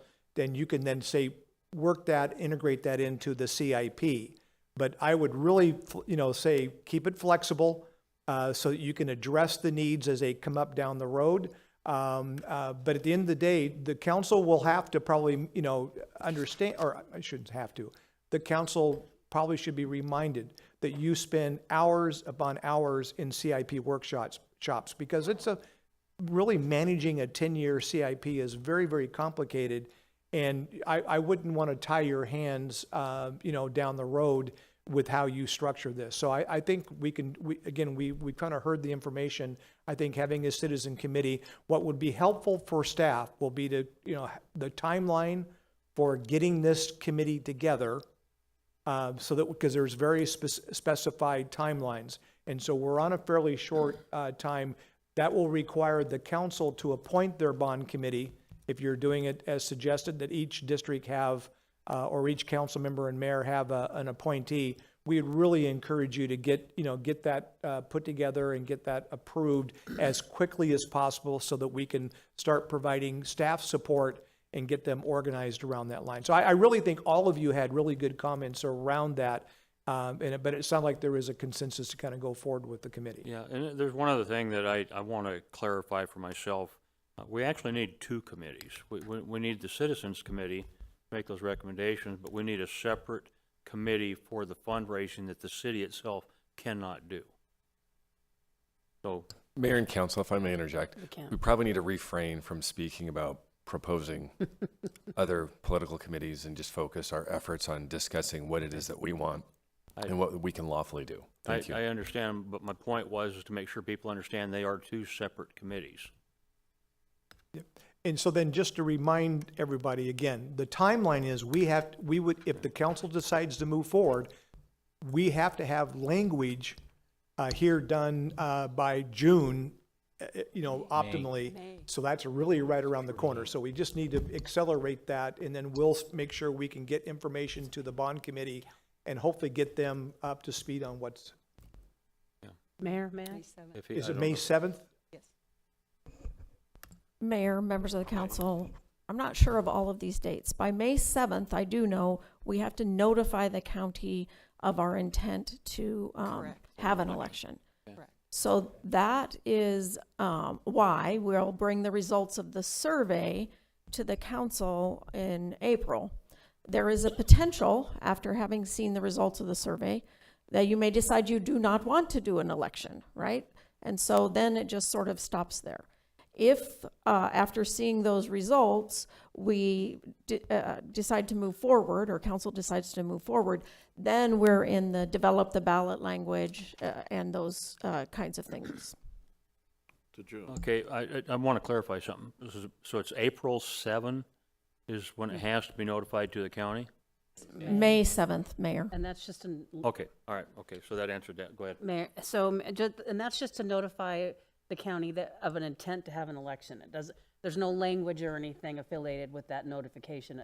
There's still, that comes later, is that right? Mayor, members of the council, that's correct. That's the reason why I said I believe the language will be due probably in June, and council has to vote on the language. And so if we go forward after seeing the results on April the 8th, then the next step would be to start the process of notifying the county, but also developing that language so council can approve that language before it's due to the county. And I believe, again, I don't have the exact date, but I believe it would be due to the county sometime in June. And Mayor and Council, if I may, I think June is a safe date, but as I was discussing with the city clerk, the county has they have a tendency to change the scope of services and the menu of services they provide. And until we provide that to them and give them kind of the courtesy heads up, we'll know better in terms of the due date. But for now, I think the date that Ms. Rios provided is an accurate date, but we probably want to, the clerk and I want to take 24 hours and take a look at it and just make sure that we're still solid on that date, because we do know most recently the county released a new scope of, or a menu of services, and so we'll want to confirm that. But for now, yes, but we will be coming back to you probably in 24, 48 hours to confirm that. Mayor, I did have one more. So I feel like we still have, I mean, if we craft the language, which I don't have a problem with, and I think that's, that's a smart way to operate, is to craft the language to give flexibility to the council, because we need to have that flexibility for priorities change, funding ability changes, or, so things change. So as long as we're gonna craft the language in a flexible manner, I still think, and I believe that there was a consensus that there's value in the feedback and the prioritizations of what the citizens are saying, and that at least the people I've talked to, this is why other cities are so successful in their bond elections, just because they involve the citizens in making recommendations to the council, whether the council actually says, no, appreciate your recommendation. We've done that before with commissions, and maybe making some tweaks here and there with the CIP. The CIP is already written. We've already had a presentation that could be somehow, maneuvered to be able to provide that information to a bond committee. And we have a bond committee. I mean, we've got new people on the council. They can either seat the same person. We probably need to change the language, what the scope of what their authority, the ordinance might need to be updated. Mr. Bailey, if we assign the other task to the bond committee as establishing priorities, we'd probably need to amend the ordinance somehow. And then you can either, appoint your person that you had before. If you don't know who that person was because you haven't been on the council, you can find that out from the city clerk and either pick that person or pick somebody else who's got an application in to serve on a commission. But I think, not including the citizens I think including the citizens, I'd rather say it this way, is an important part of the process, and making recommendations to us. And I think there's plenty of time to do it that way. Thank you, Mayor. Mayor, thank you. And certainly I'm not advocating not including the citizens. I was saying we definitely need the Citizens Bond Committee. And we also need citizen input to the 10-year CIP. That's what we need as far as prioritizing. Because what do we do if the bond committee's priorities are different than the council CIP? And that was the struggle they were having in one of the previous go-rounds, and that's where a lot of this friction was happening. It was like, well, how much of this, how much of that? And it's the CIP, we should be having input from our constituents if they want to provide us input on developing our CIP. And then you want to do, I think we do a bond election that aligns with our CIP that's had the citizen input. And we utilize our citizens to go out in support of it. But, All right. thank you, Mayor. What do you need from us? Mayor, members of the council, I guess I still need sort of this direction. It sounded to me, or just so I know, that you wanted to keep the current committee structure, meaning, 7 members, and then leave their purpose as educational is sort of what I heard, but there's been a lot of discussion, and I'm not clear that there was a consensus. So we do need to know if you want to keep the structure and the purpose, as it is stated. Levi, would you go back to that? Is pretty broad, but it doesn't say specifically to prioritize projects. What it says is to develop or make a recommendation about bond funding for your approved capital projects. So that's where if we have them reprioritizing or adding other things, it doesn't fit very well with this particular language. But if we all understand that they're going to be involved in crafting the language, and then we're going to be with them, educating them, and then they're maybe potentially going to be out educating the public, I think we can manage that. That's just what we're looking for. What is it exactly that they should be doing? This says they should be just making a recommendation about doing bonds or not doing bonds based on your 10-year CIP. But that information is probably more driven by the survey results. So that's where we get a little bit of conflict, because if the bond committee thinks that they're prioritizing, but we only think their role is to educate, it just doesn't work very well. And I think that's where the frustration with some of the bond committee members came in last time. Mayor, I believe because I did go back through some of the previous bond committees, and I do believe that the bond committee was at their very first meeting. I believe their first meeting was in April. They were asked to make a motion and approve basically and it says that they were presented with the language, so it was pretty early on in the process. But what if we just added into the language to make evaluate and make recommendations to the council?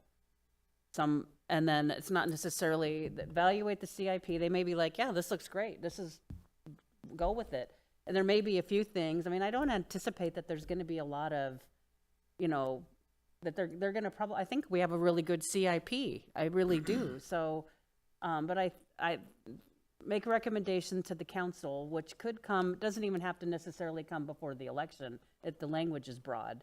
I would prefer it that way, but I don't think it necessarily has to be before the election. That they would make a recommendation to the council is, the CIP is great, or maybe we'd like to see some project that's in the 5 to 10 moved up further, and then we'd have to have as a council discussion about, well then what do we switch, what do we push back?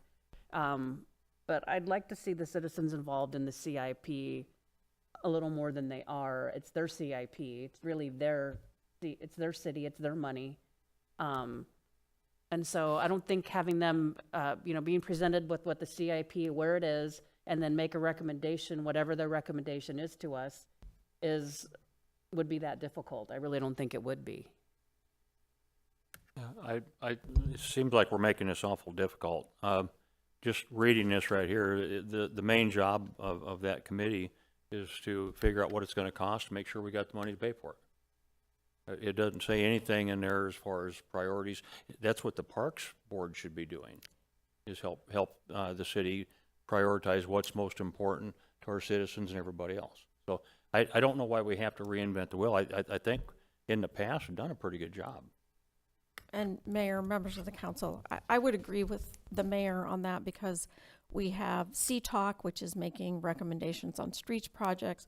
We have a library board, which looks at how we invest those funds into library. We have a parks board that that helps the council and makes recommendations on funding, or not funding, but prioritization for parks. And so then it becomes a little, again, it's kind of conflicting. Well, are they saying the priority? Ultimately, you as the council vote on the CIP and establish that priority. Again, the way this is written, it's based on your approved CIP, that they will just be talking about whether or not an election is needed. Well, at the point that we form a bond committee this time especially, you as a council would have already decided if you need a bond election, because the call for the election is in May. So we can, again, if it's the desire of the council, we can redo this and make them part of the education or you know, something like that, which is part of what I heard. But council's making the decision on the 10-year CIP, and council's making the decision to call for an election. Mayor, may I? So, does the Library Advisory Board and the Parks Commission and do they get like big picture looks at the CIP? It's not my understanding that that's how the information is presented to them, though. It's basically project by project by project by project. They're not looking, you know, big picture. Maybe I'm mistaken there. Mayor, members of the council, I can't answer that question specifically. I do know they get information though on the projects, but I don't know whether they're given the whole CIP in advance. So.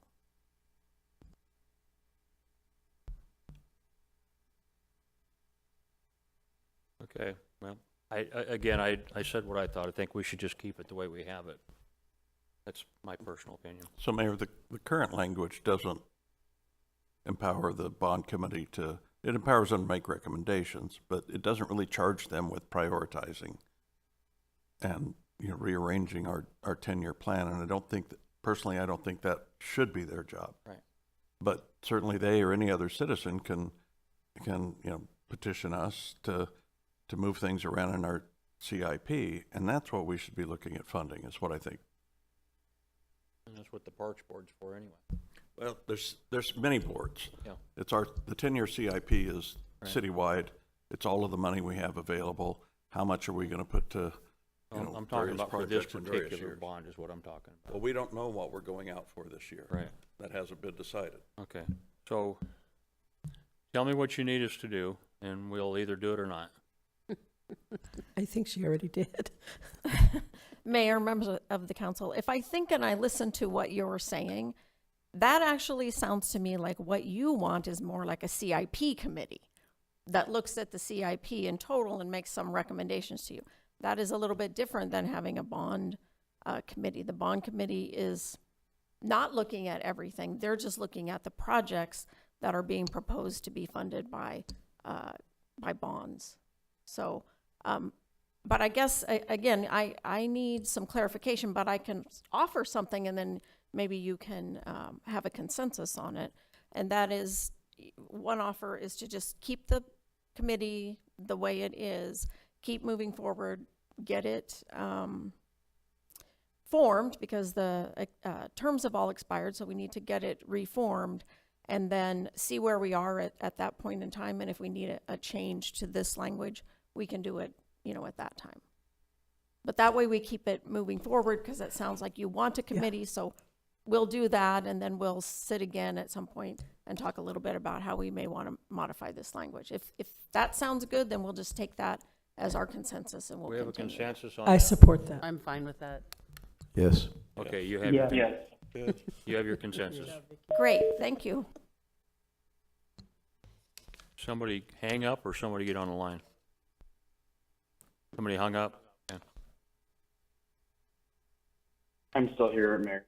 Mr. Councilmember Conchas. Okay, item 4. Council item of special interest, Glendale QR codes on park signs. Mayor, members of the council, here to provide staff report on the next item is John Kennedy, our Director of Parks and Recreation. Thank you, Mr. Phelps. Good afternoon, Mayor and Council. So this item is a follow-up to Councilmember Turner's council item of special interest to determine the cost and feasibility of adding QR codes that would direct folks to Glendale 1 and adding that to our existing regulatory signs in Glendale parks. As an alternative, and due to QR code scams being on the rise, with cyber criminals placing malicious QR code stickers on public signs, an alternative would be to put the city's URL that would direct folks directly to Glendale 1 on the signs via stickers, as opposed to the QR codes, since the URL would be less susceptible to scams. It is estimated that 80 hours of staff time would be needed to complete this request. And what we come to you today for, looking for some consensus, are 3 options. The first option, looking for if there's consensus to study and determine the cost of adding a URL link to Glendale 1 on our park signs, or a consensus to option 2, consensus to study and determine cost of QR codes to add to the park signs, or to do both. And in the short term, that we would utilize stickers to add to the existing signs, and then as signs are replaced, they could be designed with whichever option is chosen. So our option is one of these 3, and just looking to see if there's council consensus on which option to follow. Thank you, Mayor. Well, as staff reported, my original CIOSI was to include QR codes. Staff did contact me and raise a question regarding some apparently fraudulent activities regarding QR codes out there, and I've heard a little bit about it myself. I basically said, bring forward both options, see what the council feels like. I see more and more QR codes every day, so it seems like other entities are not shying away from using QR codes, and it doesn't seem that whatever scamming is going on has reached the, a particularly, malevolent level at this point. I mean, there's scammers that, insert things at the gas pumps, and there's, all kinds of stuff going on, but we still proceed. If we got somebody coming back to us letting us know that our QR codes had been counterfeited, then, we would respond to that. The Glendale 1 idea, just using the URL, isn't bad, but it's not the quickest, easiest, fastest way for them to get to the app and to get to reporting. So my preference would still be to continue with the QR codes, but if other council members have the same concerns that staff did, then I wanted to make sure you had a chance to air them. Thank you. Mayor? What would be the purpose for to report, vandalism, or I just not sure I understand what the reason for wanting the QR code is? So the QR code would take them, I think we were talking about to Glendale 1, but to a reporting system so that, let's say that they're at a park for a picnic and there's a bird nest in the bathroom sink. Well, they would have an instant opportunity. There would be signage properly located to where they could bring that right up and report it instantly right then and there and get it fast-tracked for service as much as possible. There was an issue in one of the dog parks in my district, and I started hearing about it through social media and all kinds of different directions, not anything, that I should have heard it through. It's like, so let's try to focus all of that, instead of going to Nextdoor and complaining about it, and then going to Instagram and complaining about it, and then to somebody else's Facebook page that then forwards it to somebody who forwards it to a council member. Why not just have the point of contact right there on a sign outside of the dog park that says, hey, if there's any issues, with this park, the dog park or other areas of this park, please report them, at Glendale 1, and you can bring it right up with a QR code right now. Mayor? That's what I'm looking for. Yeah. Why couldn't we just put a phone number?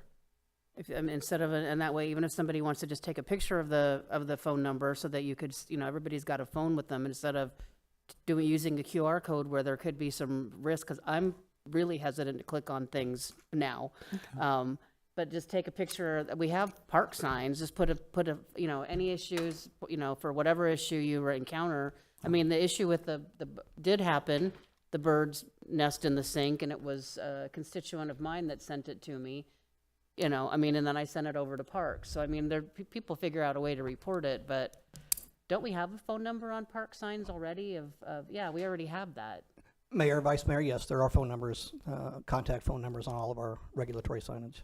I feel like that's sufficient. With the phone number, people could figure out, they don't want to make the phone call right then, they can take a picture of the phone number and make the call when they get home. And I mean, you don't have to use Glendale 1. Maybe we prefer people to use Glendale 1. But, you know, I don't know how often we get phone calls already from the park signs. It's probably not that frequently. And maybe we need to do a better job of advertising Glendale 1 in the community too. I don't know. I often encounter residents that are not aware of Glendale 1. So that's a subject for another day, but a lot of people are not aware of what a great tool it is. So, Mayor? There is the phone number on the signs. I have seen that in the parks. But it is convenient to have a QR code. I know I spend a lot of time at Heroes Park. I walk there regularly, and I have encountered multiple times where there's issues with graffiti, broken things, and to be able to just snap and go right onto the QR code and enter it into the Glendale 1. I'm sure my council assistant would appreciate it because I'm constantly calling her. But I mean, it's convenient. It is convenient. But is it going to be a huge expense to put that on all the signs? Mayor, members of the council, again, the purpose of this item is not to debate, do we want the QR codes or not want them? The purpose of this is to determine if council wants us to go study the QR codes and or adding the URL and determine what you just asked. How much will it cost? How's it going to work? That is going to take a certain amount of time. So if a consensus of the council is to move forward, then we'll go study that, get the information that you're asking for, and come back to you and say, do you want to add X number of dollars into the budget for this, or how do you want it to work? But first, what we need, because this is a CIOSI, is requesting, do you want us to explore either of these options or both of these options and come back to you with some type of recommendation? That's all you're deciding today. it's 80 hours of staff time too, right? $80? Mayor, members of the 80 council, hours. that's correct. It's an estimated 80 hours of staff time. Oh, 80, okay. Yeah. Did you want to speak? Are you done? I don't know who you're talking to, Mayor. Well, My name's Councilmember Turner. We've been through this before. The Code of Conduct says you will address other council members by council member in their name. would you like to speak? Councilmember Turner. Sure, Gary, I'd love to. Go ahead. Now, I would advocate for let's do both. It was mentioned that maybe we need to advertise Glendale 1 more, and that's exactly what this would accomplish if we had more Glendale 1 points of contact out there. And I felt Parks was a great place to start, but maybe it, is something we would eventually want to do otherwise. So I would advocate for doing a study. I'm not going to dispute whether it's 80 hours worth of work or not. That's what staff says. But I think it's worth doing. Thank you. Anyone else? Okay, Mr. Melner, Yes, sir. you have anything to add?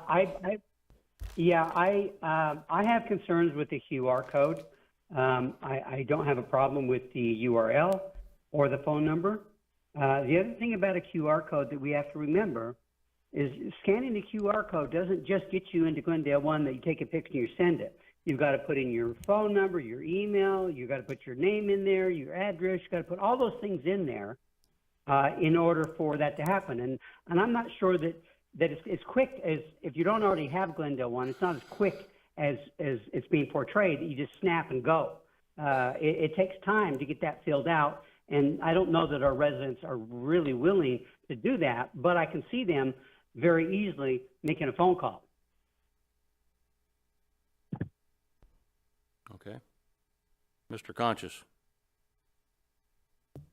Hi, Mayor. I would support option 3 just for the research and for us to get more information. Thank you. Okay. Mayor, members of the council, if there's a consensus, we can do option 3, which is to kind of study both of these. And in the process of that study, we'll come back to you with some information about the prevalence of and/or issues with QR codes. So that would be part of it at the time, would be to look at and give you some information about, you know, how are they being used maliciously? Have they been used in parks? Things like that we can look into for you. If that sounds okay with all of you, then we'll move in that direction. Well, we're not there yet. Okay. So, again, I think something Councilmember Tomachoff had brought up, if the numbers are on the signs, I really don't know what we're accomplishing. I want to understand the biggest concern is the city, somebody getting into the city system, or somebody getting into a private person system, or somebody setting up a fake QR code where somebody else gets into that system where the city's totally free and clear, but another person could be harmed. Is that the concern? Somebody? Mayor, council members, I couldn't really speak to all the technical specifics, but, malicious sites could be set up, depending on the technicality and the knowledge of the scammers. I mean, anything's probably possible.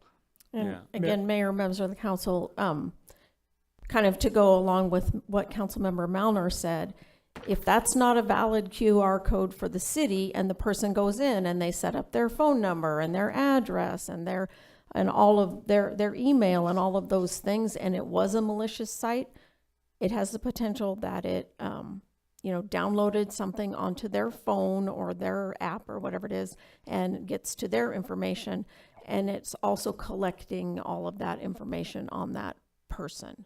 And so that's the risk of someone putting up a spoofed QR code and replacing our sticker with its own sticker, is that then a lot of bad actors can do that and then compromise your security. Well, I do know that we're reminded very, very often to make sure that we don't do things that will create a situation for the city to get hacked. We certainly don't want that for our citizens by any means, or visitors. I'm not in support of either. I think the signs that we have with the phone numbers that we have is just fine. So that's where I'm at. So I don't know where you're at. I don't know where anybody else is. So I guess we need to get a consensus of what we're going to do. I don't think, Mayor, I understand Councilman Turner's point where QR codes are more and more prevalent. And I also believe that a lot of those are also in secured areas on screens or something, but how many actually are out open in the public that are safer than most? That would be my concern. I understand they can make things quicker and easier, but also there's a population out there that they don't understand what a QR code is. They just give me the phone number, let me call. So I understand both. I don't particularly have I don't mind conducting the studies and doing the research. If also we can get prevalent scams that are out there currently and how bad they really are, things like that, I would like to know that as well, so that we can understand a greater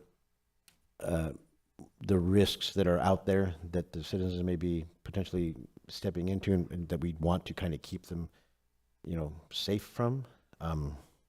I can go with I'm okay with determining the cost and the research and all that, with extra research on scams that are out there, so we can be a little safer when we make our decision. But I'm okay with moving forward or not. Either way. Mayor, I'm good with option 3. You what? I'm good with option 3. I'm good with 3. Mayor, I just don't feel like it's worth the 80 hours of staff time. That's my opinion. I think, that's basically a full week for 2 people of, spending time, and that's not how it works, but I just don't feel like it's a big enough issue to devote that much staff time to. That's my opinion. I understand, but now that Councilmember Baldenegro brought it up, I can't think of places where I'm out somewhere where I see QR codes that I would scan, because I wouldn't know for sure that it's a legitimate. Like you said, if it's you're at a seminar and they put it up on a screen, you're not afraid to click on it. But other places, I just don't know that I would do that, because there's so many links out there. There's so many ways they can get into your phone and get into your bank accounts and other things. And I don't know what our liability would be there. I don't know, would the city, Mr. Bailey, would the city have any liability if something like that were to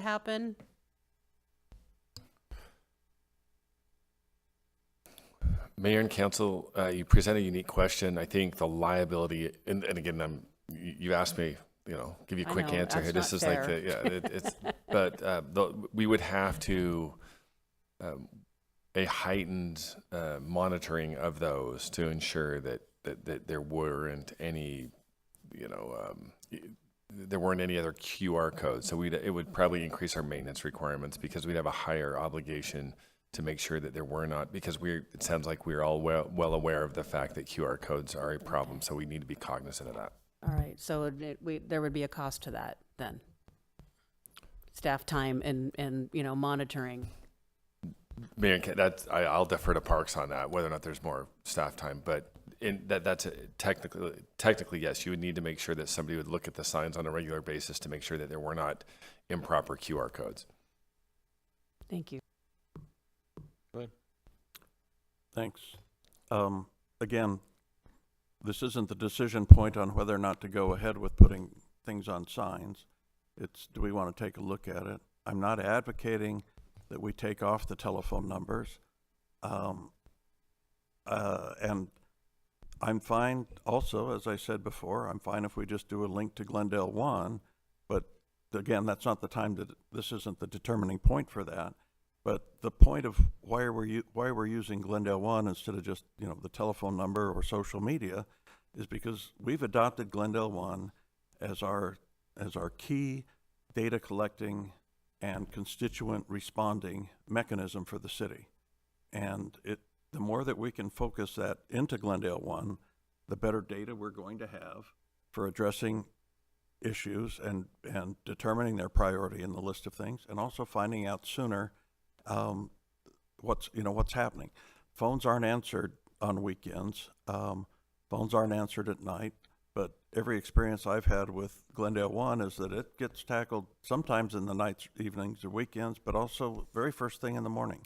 It gets routed automatically to where it's supposed to go.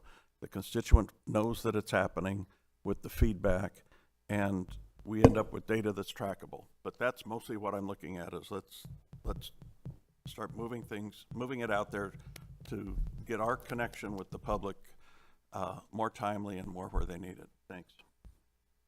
Mr. Phelps? Mayor? Yeah, go ahead, Mr. Melner. Again, just back to reiterate a few things that I said earlier.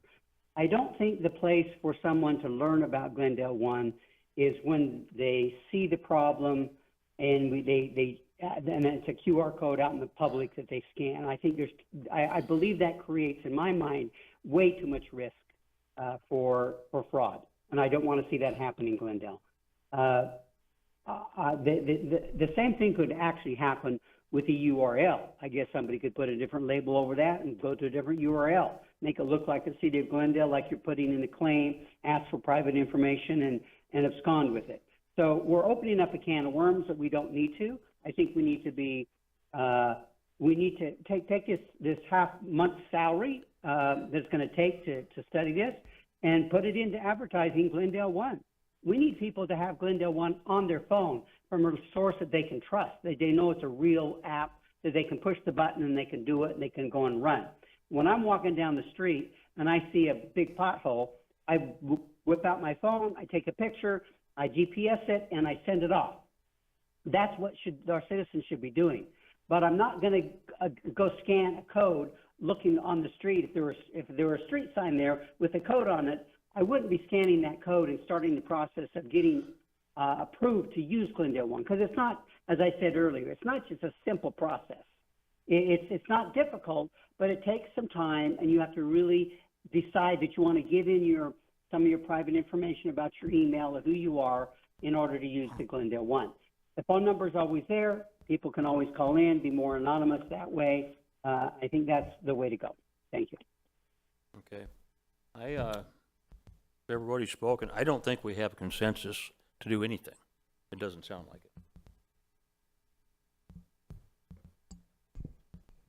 it. Okay.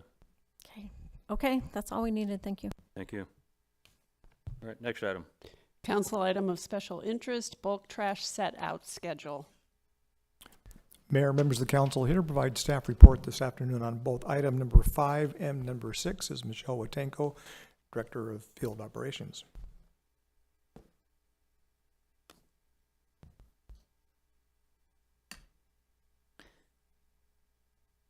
Thank you, Mr. Phelps. Good afternoon, Mayor and Council. This council item of special interest is in response to a issue raised by Vice Mayor Talshoff at the February 25th, 2025 council workshop.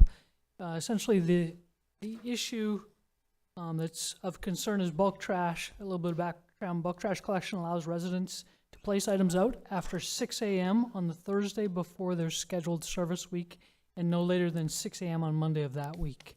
So collection staff then have 4 days to collect that material, meaning that that bulk trash could be at the curb for up to 6 days. During this time frame, we've got weather conditions, and scavengers may cause the debris to scatter throughout the neighborhoods, and reducing the length of time that the materials can be placed out could help mitigate this.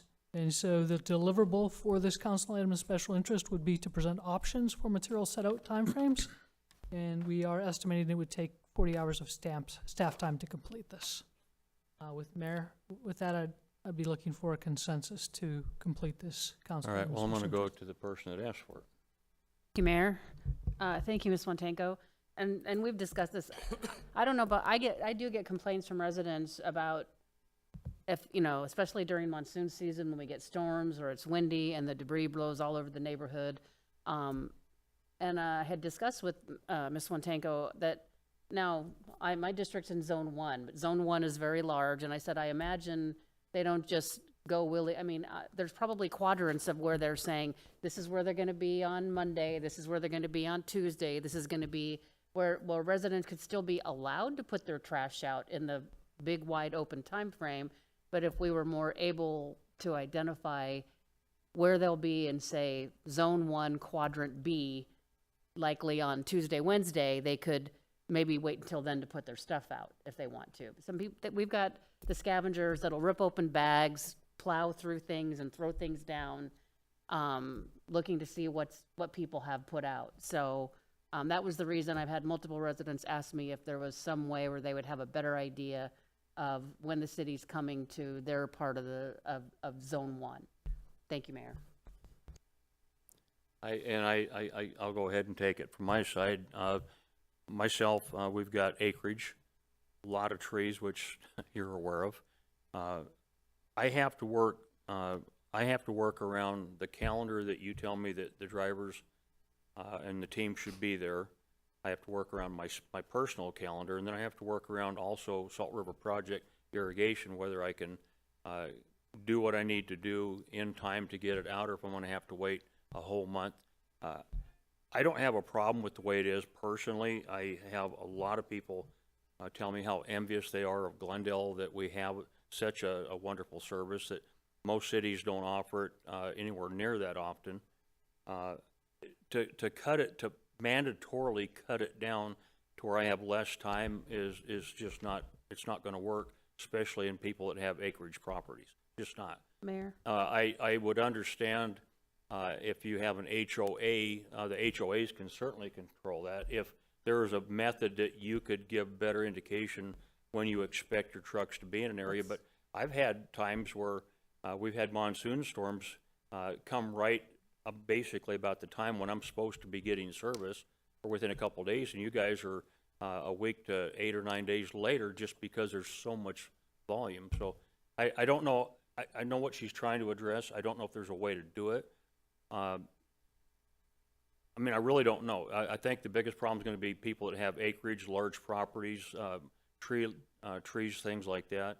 The smaller lots, it shouldn't be a big deal, but I do understand how people would like an opportunity to tie it in closer to where they could put it out later. I get that. No, well, Mayor, if I could clarify, though, I'm not trying to change the broad timeline from Monday to Thursday. That's not, but the idea is if we already have, I think, probably the information of where in your district there, you can still put your stuff out and leave it out for the whole five or 6 days if you want to. But if somebody doesn't want to have their stuff out for the full 5 or 6 days, if we could share the information with the resident about when they're going to be in that area. That's what I'm trying to do, is if we could just share that a little bit more information so that the people who don't want to have their stuff out for, furniture and things like that out for where they're, there's a lot of rummaging that goes on in stuff that people put out. So just to tighten that up for the residents who maybe want to hold off on putting things out until it's closer to their actual pickup time frame, but not to shorten it for anybody on large properties. That's not what I'm asking for. Thank you. So I don't know, again, I believe that I understand what she's trying to do. If there's some way that you guys could let people know we expect to be in this area the following day or 2 days from now. But I do know that there's frequent times where what you might think today, an hour later, you're going, yeah, that ain't gonna happen. So, you know, weather plays a big part of what you guys do on this bulk trash pickup. It's kind of a question. Mayor, council members, Mayor, you're correct. Things can change. You know, there could be a storm through this afternoon. I think the request was, though, that we look at, you know, could we change the 6 a.m. Monday set out deadline, knowing that if we typically pick you up on a Thursday, could we move that maybe to Tuesday? What would be the implications of that? And so we'd be looking for, you know, staff to research all the different options we might have and present back to council as to how we could change possibly the set out time schedule to be more convenient for residents, such that we could mitigate some of these issues with material being blown around or moved around with other people into these piles. How could we make it more convenient for residents and less disruptive on the streets as well? So that was the request, was should we look at bulk trash set out schedule? Yeah, as long as you're not shortening the times, I don't have a problem with that. Yeah, Mayor, I live on acreage too. As long as the time hasn't been shortened, you know, I can support that. Because we have lots of trees too, and we put out huge amounts of trees and everything. And yes, we do have people that come through it and rummage through it. But yeah, as long as you're not shortening the time. Anybody else? What? I think by and large our bulk trash system works well, and the rules that we have are basically good. I think we need to, we need to advertise the rules more, on a constant, almost, basis, get it out there more often to make sure that newcomers are aware and keep imprinting on people what the rules are. And one of the key rules is you only go through a neighborhood once. And, whether or not everybody should have to adhere to a 6 a.m. Monday deadline, I don't necessarily think that's should be the case if they want to save it and put it out later. But they need to understand you're only going to come through once. And some months you're going to have a light bulk trash set out, for whatever reasons, and you may get to their neighborhood sooner. And if their stuff's not out, it's on them. I think I don't know how crucial it is for you to have the 6 a.m. Monday deadline, except for your Monday pickups. But, I know my neighborhood kind of figures out, when we typically get picked up. And, I see some people putting stuff out late and, but it's at their own risk. The real issue, I think, to me, when I hear people complaining in my area about unsightly bulk trash, it's because people have put it out after the pickup for that neighborhood's been done, and then it can sit there for weeks. And that's, I think, what we should be working on avoiding. Again, this is 40 hours of staff time, and I'd rather see the money go towards advertising what the rules are and more strict enforcement. But if you want to lift the 6 a.m. thing, you can, as long as people it's 6 a.m. Monday, as long as people understand. You only get one. It's only going through the neighborhood once.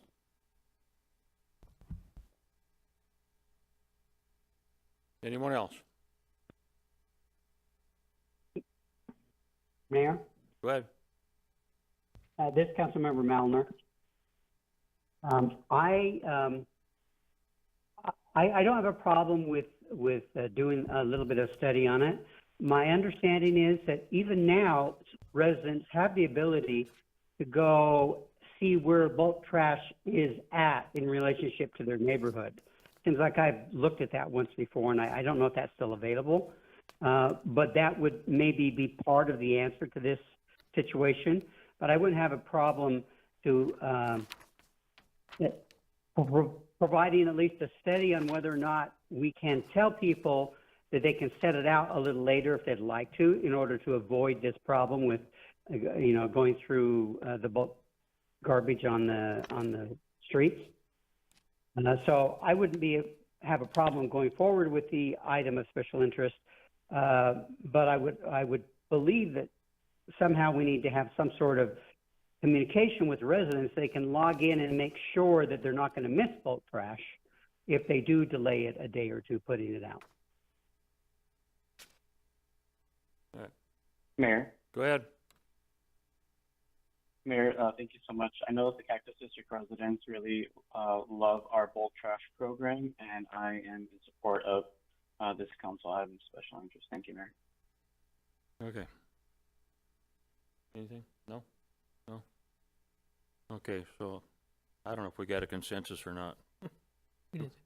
Do we have a consensus to move forward, or do we have a consensus not to move forward? I'm a yes. Yes. Yes. Yes. Yes, move forward. No? Where are you at? No. Yeah. You're yes? You're yes? No, I wasn't a yes. No, I got you. You're a no. Oh, I She's can't a tell who you're yes. pointing at, Mayor. She's We're a- sitting right next to each She's other. a no, right? What do you have me as? Okay, so as presented, is there a consensus to move this forward? Yes? Yes. Yes. Yes. No. Okay. Yes. Okay, we have four. I just heard the fourth Yes. one. Okay. Okay. Next item. Council item of special interest, cemetery memorial.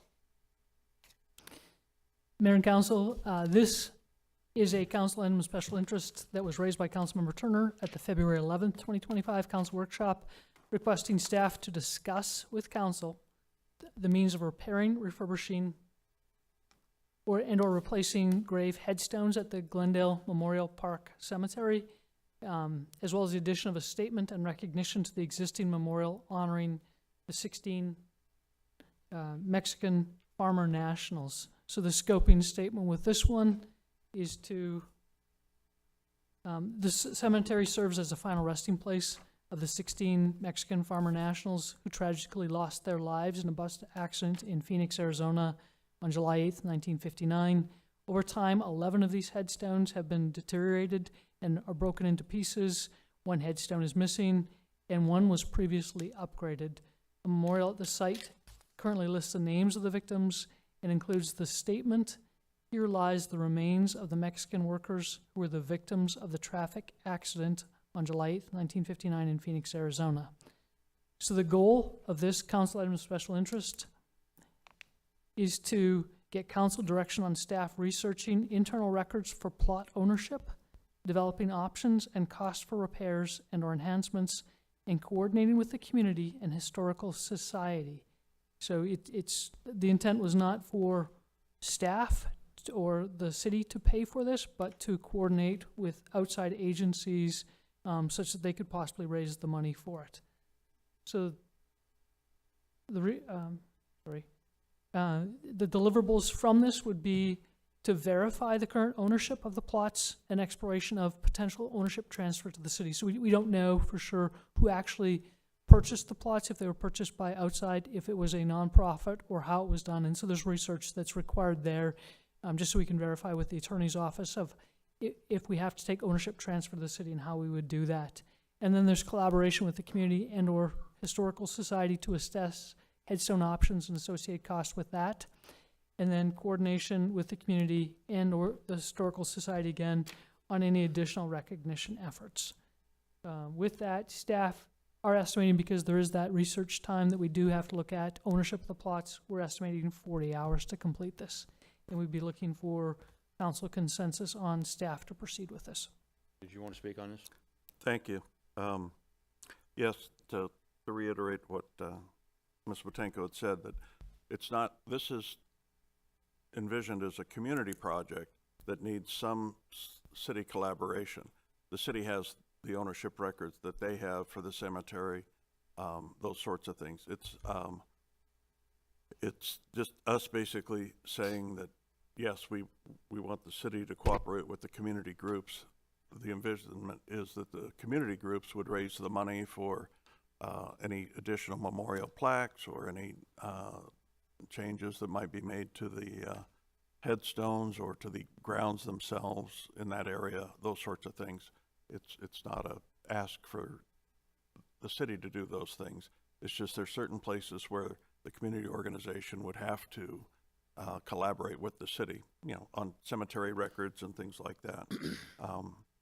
And so that's what we're looking for, is just the city's an okay that the city can do that. Mayor? Go ahead. Hi. Yes, I want to reiterate that point as well and let the council know that the Historical Society has done a deep dive of records of the cemetery, and it has had 3 different owners and since this tragic accident. And so that is the reason why we're asking the city to allow these staff hours in order to research and figure out who owns those plots so that the community can then move forward. Thank you. Anybody else? Go ahead. Yeah, Mayor, I have a question. Thank you. What is meant by potential ownership transfer to the city? Can somebody explain it, like of the Yeah. actual burial plot transfer? So Mayor, council members, Vice Mayor Tomaszov, the cemetery, we own the cemetery, but when we actually sell a plot, you own that plot. And the owner or their successors, heirs, and I'm sure Mr. Bailey can say this much nicer than I can, are actually then, we have to contact them if we want to do any changes or upgrades to it. And so we would have to go back and verify ownership. The city did not own the cemetery. It's my understanding at the time of this accident. It's gone through some changes. The records are incomplete. There is a thought once that the Mexican consulate paid for these. And so would we have to then take ownership from them? Or would we have to get their permission to do this? And so that's part of the research that we have to do. We didn't have it readily available in our records, how these plots came to be.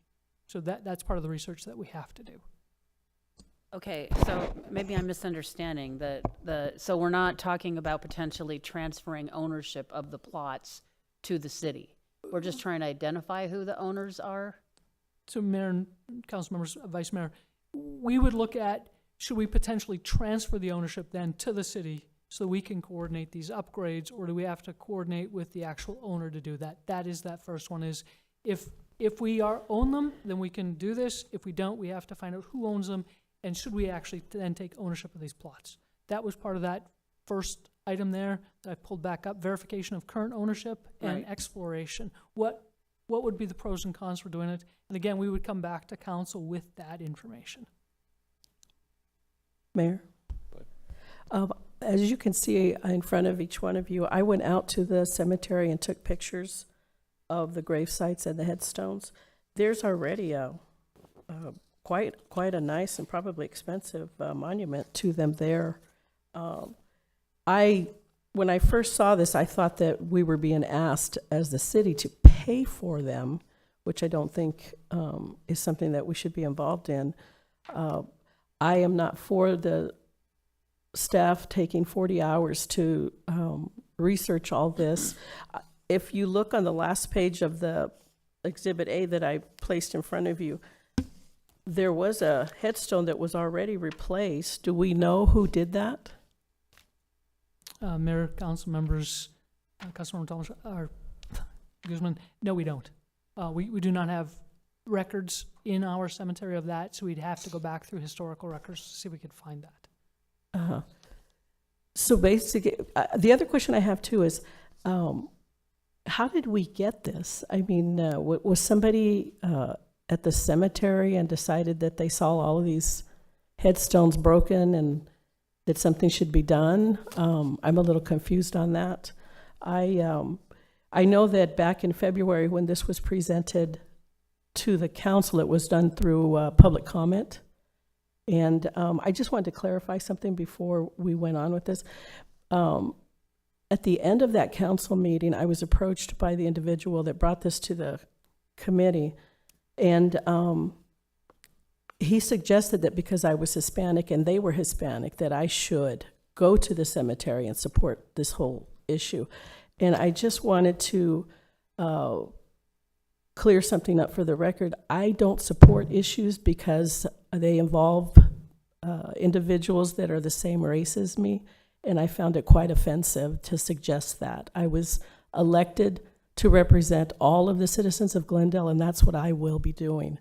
But getting back to this, I don't support our employees spending 40 hours of their time to try to research. Now, if the Historical Society can find another way to do it, that's great, but I don't think that the city should be doing this.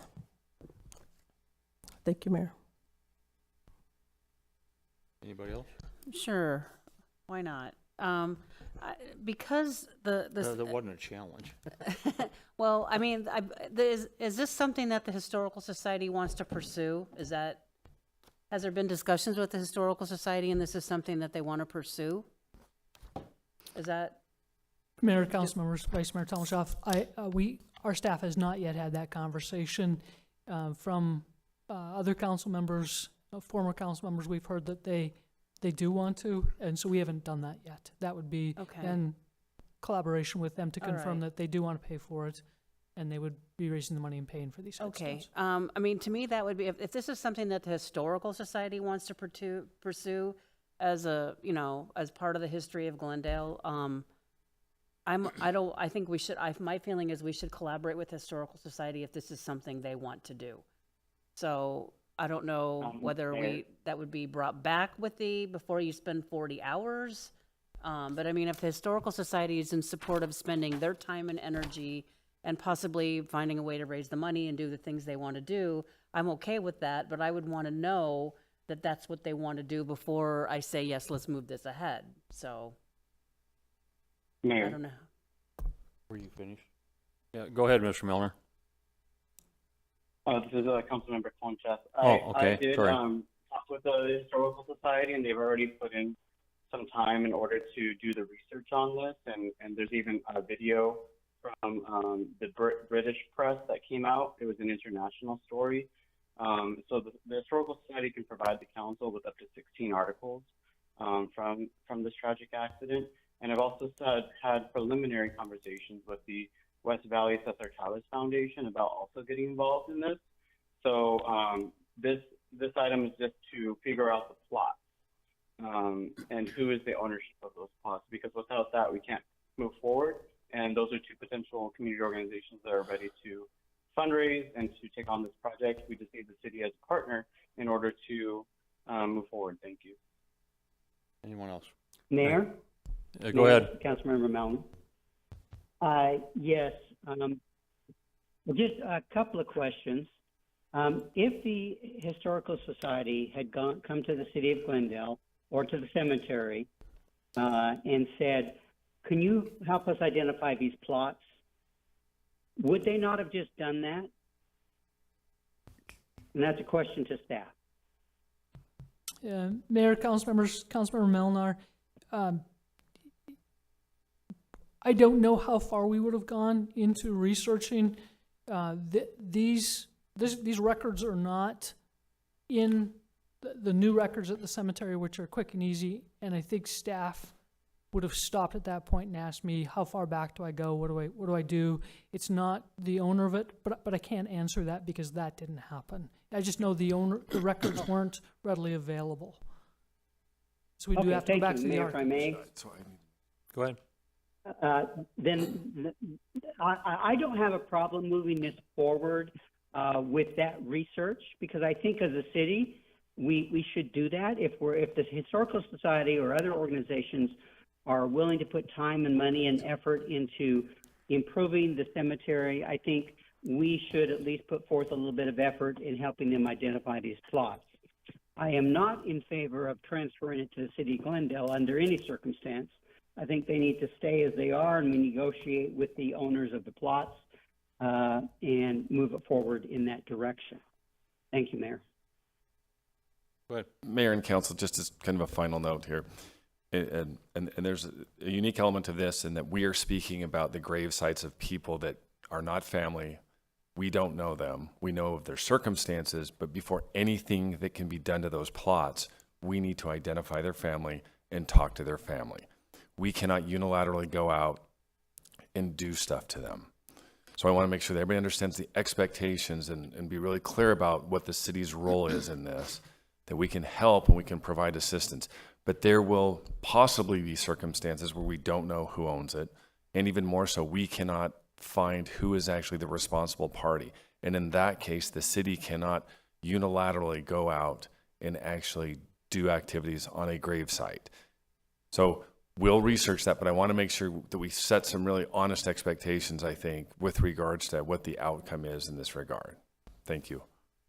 All right, well, I'm going to add my part to it. It's ironic that we're speaking of this today at this particular cemetery, because I just buried my sister this morning at that cemetery.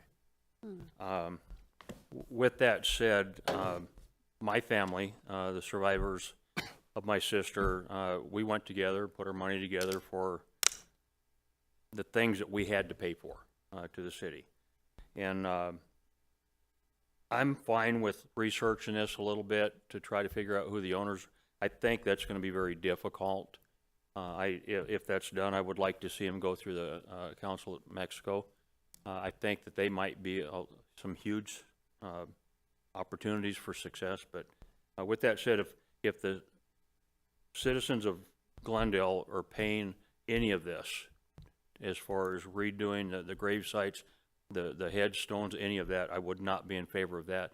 If it's strictly going to be through the Historical Society or other caring places that want to be part of that, I certainly will have no problem welcoming them, making it as easy as possible, the city to give them any information that we have, but not if the citizens of Glendale are paying for it.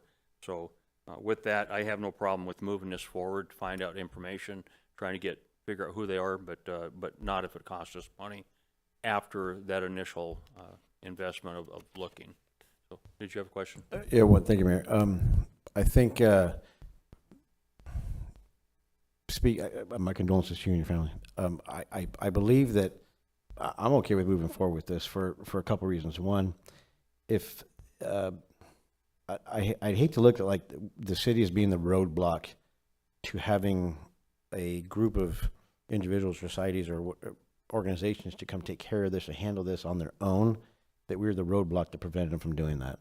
I would hate to think that would ever be misunderstood, misconstrued, or whatever. If it's just, it's approximately 40 hours. It may not even be that. It may be 2 days worth of research.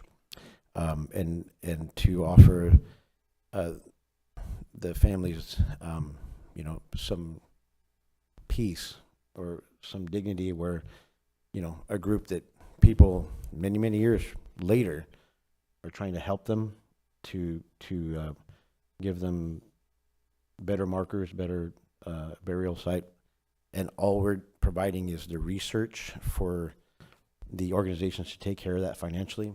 I'm 100% behind that. Thank you. Anyone else? Mayor. Go ahead. Yeah, as long as the city is not having to pay for anything, I'll support this to move forward. When I first read it, I thought they were asking us to pay for those. The city will have some cost in the investigation portion of it. I'm fine with that myself. Mm-hmm. Okay. Okay. So I believe that we do have a consensus for this. Thank you, Mayor. And I want to go one step further, Mr. Phelps. I know I'm kind of doing this out of line, but I'm going to do it anyway. This morning, the gentleman working the cemetery was the most professional representing Glendale. I couldn't have been more proud of the way he treated the whole family. It was really nice. So hats off to him. I don't know his name. Our condolences, Mayor, and we'll pass that back to both gentlemen at the cemetery. So Thank you. Thank you. Okay, next. Amendment to the Glendale City Code. Mayor, members of the council, here to provide the staff report for the last two items on today's agenda is Rick St. John, Deputy City Manager.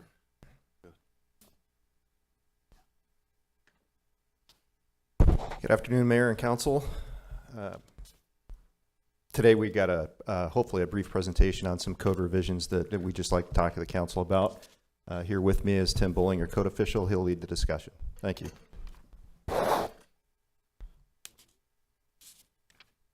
Thank you, Rick. We periodically come to the City Council to review city codes and update or add city codes to give code staff tools to be most effective and to address any safety issues. Code inspector is a very difficult job. You go out on somebody's personal property and you tell them basically your property's ugly, you need to fix something. That offends a lot of people. Inspectors get yelled at, cursed at, and called names pretty much every day. They're trained, though, to deliver quality customer service and de-escalate tense situations. We understand people get angry with what we represent, and usually it's not personal. However, sometimes people make it personal and they threaten staff safety. Few examples that we've incurred, that have occurred the last few months. One, we had a resident of an apartment complex call to do an interior inspection. Inspector gets on the property manager interferes with the inspector, tries to block them from getting in to do the interior inspection that they have the right to do. So that delayed that inspection, didn't provide the service for the tenant who had requested the inspection. Second situation, on an open business, we had complaints about some health and safety issues at a property. The inspector gets on the property. It was actually the son of the owner of the property, got in the inspector's face, got physical, and so they had to leave the property and come back with police staff later. And a third issue, just a couple of weeks ago, a resident karate kicked an inspector's arm as she tried to hand a notice of violation to a resident after they had a conversation at the front door at her property.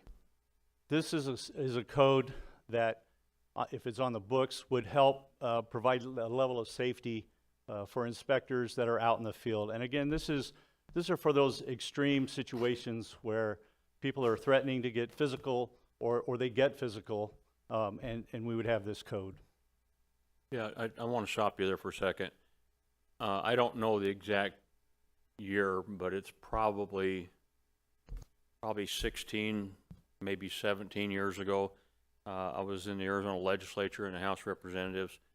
John Nelson was sort of known as the city guy because he served on the Phoenix City Council and pretty well aware of all. We did pass a law that made some big changes in the conduct on how inspectors, when they show up, code enforcement officers, if they're so what you just said, your second explanation, should have already been under Arizona statute. Should have been. If it's not, then I'd like to know what the differences are. But I'm pretty sure that we took care of that well over 15, 16 years ago. As far as just harassing, I don't believe that we ever addressed that with Arizona statute. Is that sort of what you're wanting to do now, is on the harassment portion? If I believe, and I worked with Councilman Nelson in Phoenix for many, many years. The Arizona revised statute, I believe that you're referring to, is more of an assault charge, but it does address inspectors. It also allowed as police officers, they have the opportunity to, or any public safety, have the opportunity to not have their property ownership and personal information public, that it's allowed to be erased off Maricopa County. That was part of that statute also, where it added the opportunity for code inspectors to remove their personal identity information. That was part of that statute. I think this is something that it will be in Glendale City Code, make it easier for police officers to address and issue citation if necessary. Mayor, if I could, are we going to do these one at a time? First of all, Mr. Bowling, are we going to do these one at a time? Should I weigh in now on the first one? Okay. Mayor, Council, Vice Mayor, yes. I like doing one at a time. Those three instances that you cited, assault and threats are already against the law, are they not? They are. Mayor, Vice Mayor, they are, yes. So the thing that I think this is a real slippery slope, because the words hinder and obstruct, whether somebody, I mean, code, any kind of enforcement, when somebody from the city or any government agency goes out to do some kind of enforcement, be it code, police officers, building inspectors, all of that kind of thing, there's already kind of, if somebody knows they're in violation or suspects they're in violation, there's already an animosity probably that exists. And I don't want this to get into a free speech thing where somebody isn't able to express their feelings about the work somebody's doing freely. I don't want to obstruct that. So that's where I believe that, somebody karate chopping somebody's arm, somebody kicking somebody even putting hands on a code inspector or making a threat to a code inspector is already illegal. So I'm kind of at a loss for exactly what we're trying to do here. Mayor, Vice Mayor, if I may, there are statutes that make certain activities or actions illegal. The act of interfering with a code inspector who's trying to take a photo or document a violation at a particular property, whether it's a commercial business or a residence, is not a violation of any laws that are on the books today. So this would make it unlawful for someone to willfully obstruct or hinder an inspector from documenting and serving notice on a violation. So, Mayor, if I could, help me understand how they would obstruct somebody physically, because if they physically obstruct them, how? Mayor, Vice Mayor, it could be as simple as standing in front of them, not allowing them to take a picture of a violation. And how often does this happen? Mayor, Vice Mayor, it happens more than you think, often, weekly. If I could, Mayor, I want to keep going through the chair. At residential homes, at commercial properties, because a code inspector, at least if there's a residential property, has to stay in the street or on the sidewalk. So that's where I'm having a hard time understanding how can you be obstructed from taking a picture from the street or the sidewalk. Mayor, Vice Mayor, this most frequently happens at residential properties. And again, inspectors are allowed to walk up to the front door and have a knock on the door and have a conversation. That's usually the best level of customer service we can deliver. So that's what they try to do. They go up and knock on the front door and have a conversation. If there's a violation there, then we hand them the notice of violation. It usually happens in the residential areas. And again, as I said at the beginning, they get yelled at, cursed at, called all kinds of names. We're used to that. That comes as part of the job. This isn't trying to curb, change, or negate that. This is more about people that are hindering obstruction. And this came from another city's code. Most cities have something along this avenue, even though there is Arizona Revised Statute about personal assault and that type of thing. This exists in a lot of other jurisdictions' codes. Okay. Mayor, if I could, then what I would propose then, to, at least for me, to make me comfortable with this is if it said physically hinder or obstruct, so that there's no misunderstanding that foul language or free speech is what's being addressed here. So if it was to say physically hinder or obstruct, I would be okay with it. Thank you. Any other questions? Mayor, if I may, is there consensus to amend the language as the Vice Mayor stated? Yes. Mayor, before we go there, I have a question. Go ahead. What happens if this occurs? Then what is the Penalty. recourse? I don't see anything in there saying if this happens, then this is what happens next. What do you do? Mayor, Vice Mayor. And where is that in language? Mayor, Vice Mayor, there's the opportunity here today to make it a civil violation or a criminal violation. If it is a criminal violation, it's a citation that goes through the prosecutor's office. If it's a civil citation, then it goes to a hearing officer, or not a hearing officer, a judge that's acting as a hearing officer for our code civil cases. Okay, so will this come back, the language with this will come back saying that in the actual ordinance, you'll provide that? Mayor, Councilmember Melnar, the recommendation today is that it's criminal. If this council chooses, it can be made civil, though, in the conversation here today. And that's the difference between a felony and a misdemeanor. Mayor, it would be a misdemeanor or a civil offense. Question? No? Okay. Well, in my opinion, if it's a felony and there is no physical involved, I wouldn't support that. I could not support that. Mayor, would be either a misdemeanor or a civil offense. It would never be, it would not be a felony. All right, I just want to clarify that. All right. Mayor, can I Mayor. ask? I'm sorry. I don't know where that Go came ahead.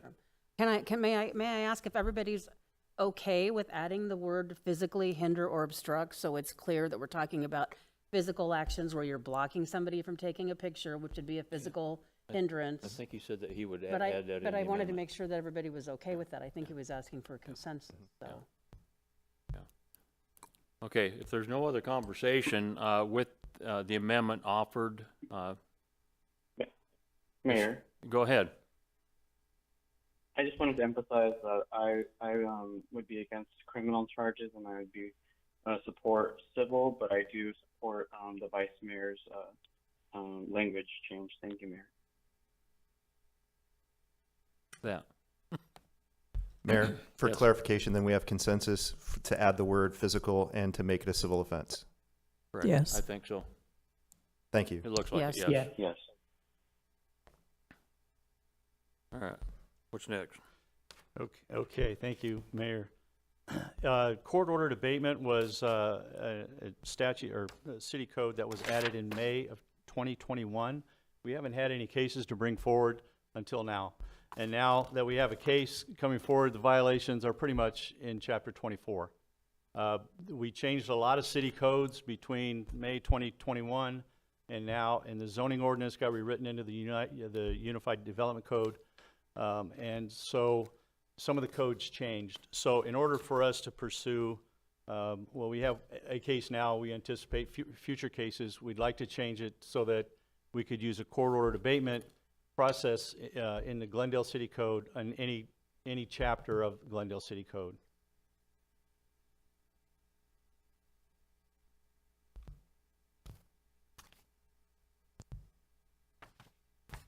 Any questions? From nobody? All right. Consensus? Is there a consensus? Yes. Yes. Thank you. Yes. Yes.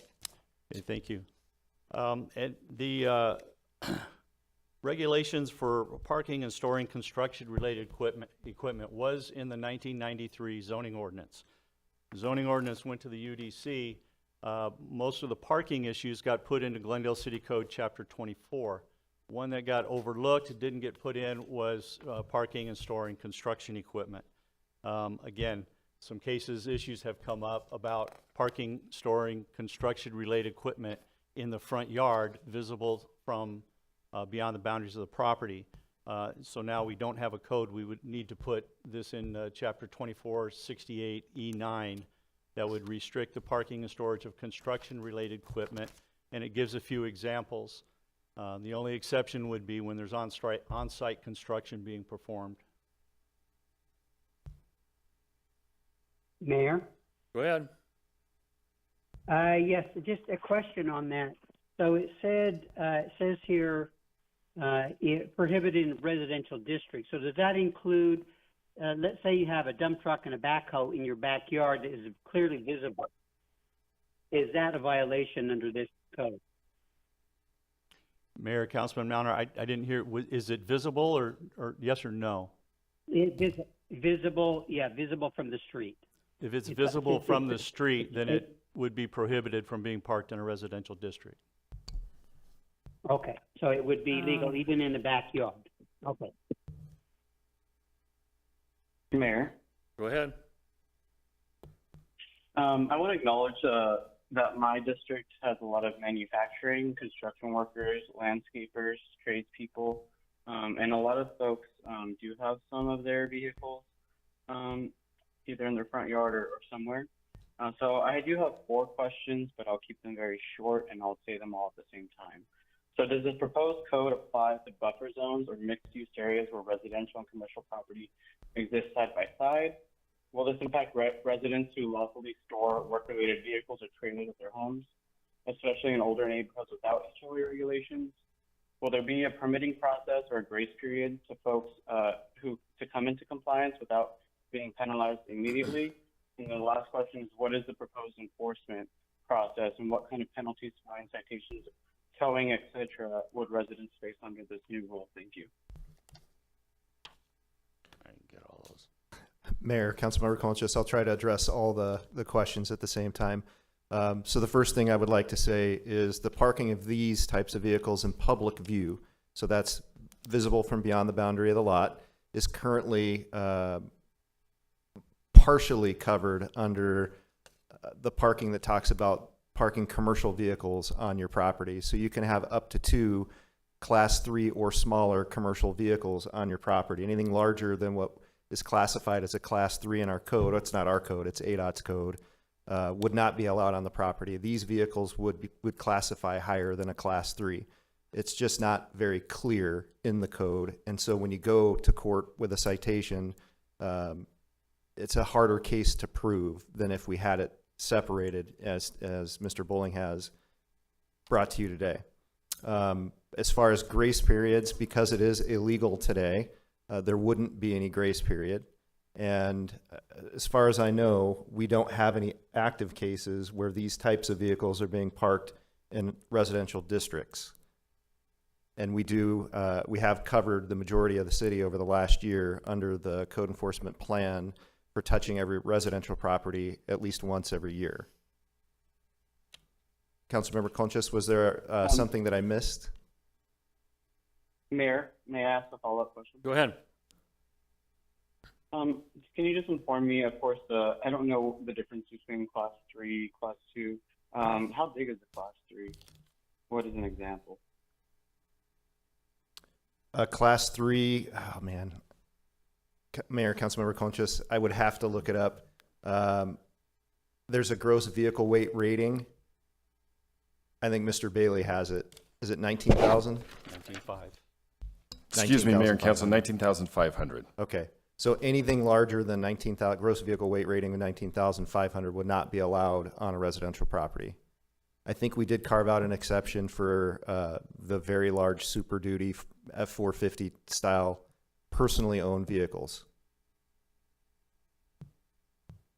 Thank you, Mayor. That's all. All right, any other questions? Thank you, Mayor. So you said basically in the last year of, working code around the city, have you noted any of these in a backyard behind a gate? Mayor, Vice Mayor Tomaszov, no, we haven't seen any in the backyard behind a gate. We do not have the authority to look over a 6-foot fence. And our code clearly states that what violations are visible must be visible to a person standing at ground level off the boundaries of the property. Right, Mayor, if I could, but if you're standing in somebody's front yard and they've got a cement mixer parked behind their gate, you're going to be able to see it from the front of the house. We might be able to see the very top of it. Is that portion of it, you mean? Yeah, that's what I mean. Yeah, I but mean, if it's behind a 6-foot fence, that area is considered to be a private area, and we have not been successful with prosecution of cases in things that are behind a 6-foot fence. Okay, so I'm confused then, because I thought Councilmember Milner had just asked if it was allowed in the backyard, and you said no. Mayor, Vice Mayor, if I may, if it's visible from beyond the boundary of the lot, so if it is a chain link fence that's surrounding the backyard, and there's a bridle path or an alleyway behind that's a public right of way behind, and so you can see through the chain link fence into the backyard.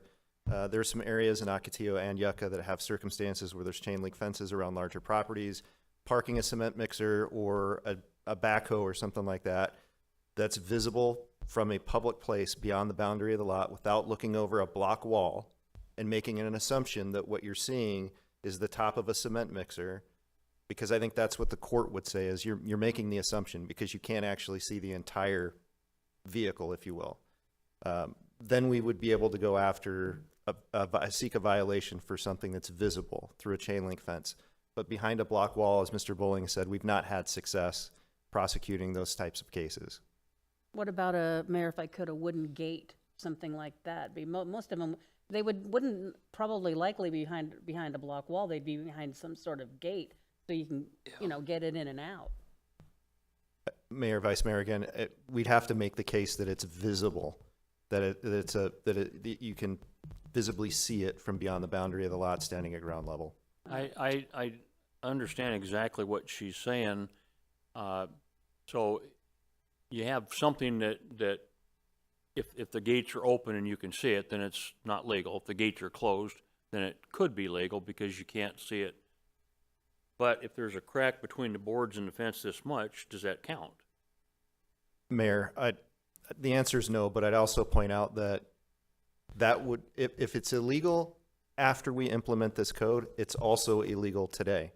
This code doesn't make something that's legal today now illegal. It just better defines it, better describes it. Well, and what you've done for me and probably everybody else here, maybe not, I thought flat out, if you can see any part of that vehicle in the back, that if you can see that without stretching over the fence to see it, that was illegal.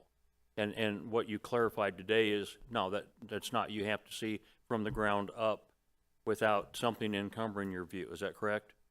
Mayor, I think what you have to do is be able to positively identify the object for what it actually is and not make an assumption that, you know, I can see the top 2 feet of what I believe is a cement mixer, but I can't see from 6 feet down to verify that that's actually what I'm looking at. And looking through a crack does not count. So Correct. it has to be, okay, I'm totally good now. I got it. Mayor, can I? Mayor, I'm buying a cement mixer now. Yeah, go ahead. Uh-oh. Go ahead. Mayor, I have a clarifying question. In terms of Class 3, right now I'm looking at the Federal Highway Administration's U.S. Department of Transportation, and I'm looking at the Class 3, which it says is 4 tires, single units. Is this a Class 3 a state or a local law or rule or regulation or policy? Mayor, Councilmember Conchas, it is in Glendale City Code, Chapter 24-68. Under Thank you. definition, sorry. Did you hear that? Yes, thank you. Okay. Any other questions? Mayor, I do have a ahead. question. So how big of a problem is this? Is this a big problem, or do we anticipate? You know, my concern is, and I think all of our concern is, I don't want to put, you know, a small business owner out of business because, you know, now he's got this stuff that he's making a living with, and now he's got no place to take it. So that's a big concern for me, and I don't want to do that to somebody. So. Mayor, Vice Mayor, again, this doesn't make something that's legal today illegal once it's adopted. It just better defines it, better clarifies it.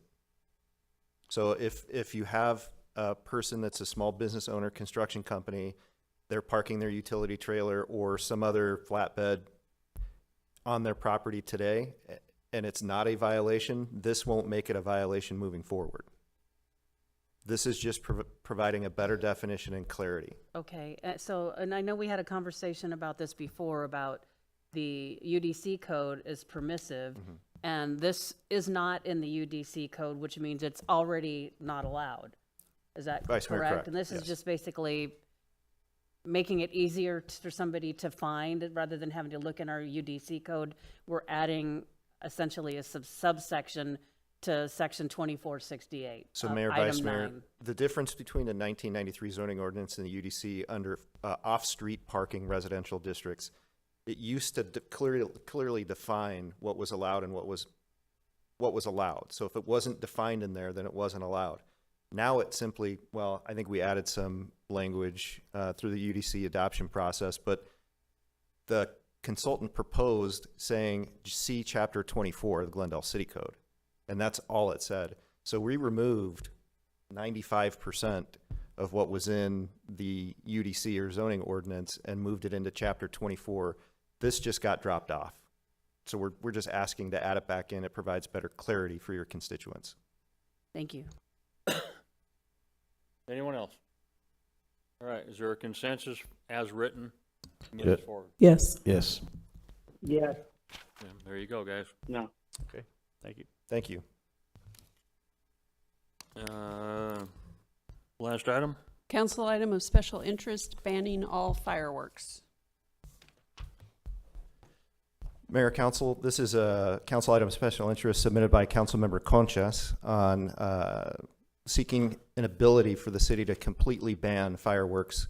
All permissible fireworks, obviously illegal fireworks are already not allowed in the city, but even permissible fireworks, So it's exploring a charter change, exploring legal process through the state on ways the city can ban illegal fireworks.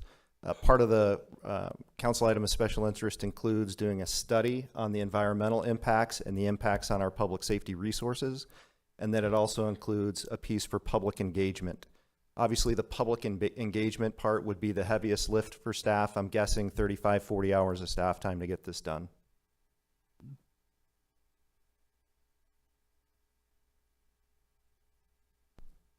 Doesn't seem to be any. Go ahead. Just a question. So it says that there would be a legal review on the feasibility of a charter amendment. Now, if we do a charter amendment after the law is already in place by the state, would not the prior law take effect and our charter would not? Yep. Mayor and council member, we haven't done any research or any legal work on this. This is, do you want us to look into it? Okay. Yeah. Mayor? Go ahead. Yeah, so as a Cactus District council member, I've talked to a lot of people about this. I know that previous council members have also brought up the fireworks ban. And so I'm asking for the council if you could support this legal review in terms for the city attorney and city staff to see exactly the question that Mr. Malnar mentioned, whether if we were to implement this into our charter through an election, through the voters, and standing strong as leadership from Glendale residents, and then seeing if we could challenge the state preemption on the ban of fireworks and potentially get other cities, the other 90 cities in Arizona to also follow this. But it is a way for us to highlight the conversation and also show residents that we care about this issue. And I'm asking just for your support for the legal review. Thank you, Mayor. Mr. St. John, the thing that I don't know if most people really associate, the law in Arizona states right now, correct me if I'm wrong, please, legal fireworks are things that don't bang and stay on the ground. Mayor, the noise restrictions are not really listed out in the state law, but you're correct in that they are not aerial fireworks. They stay on the ground, sparklers, but some of them are noisy. Yeah, so my question is, if we go through all of this, are we trying to stop the aerial fireworks, which is the ones that most everybody hates? They're cool to watch unless they're landing in your backyard. If there's already a law for it, our problem isn't so much that we need a law, that we need the opportunity to enforce, which is, as you know, is next to impossible. So I don't want, what I don't want to do is spend a bunch of time on doing something where we get no movement whatsoever. I guess it wouldn't hurt to try to get some more answers, but you should have most of those answers, I would think, already. Mayor, that's correct. I think putting the information together that's been asked for would be fairly simple. Doing the legal review would be fairly simple. It would be the community engagement that would be the biggest lift for staff.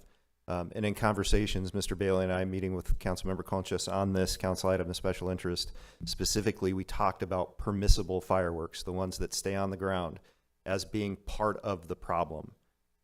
And so this council item of special interest would pursue a complete fireworks ban. Yeah, all right. I don't know how successful that would be, but at any rate. Any other questions, comments? Anybody?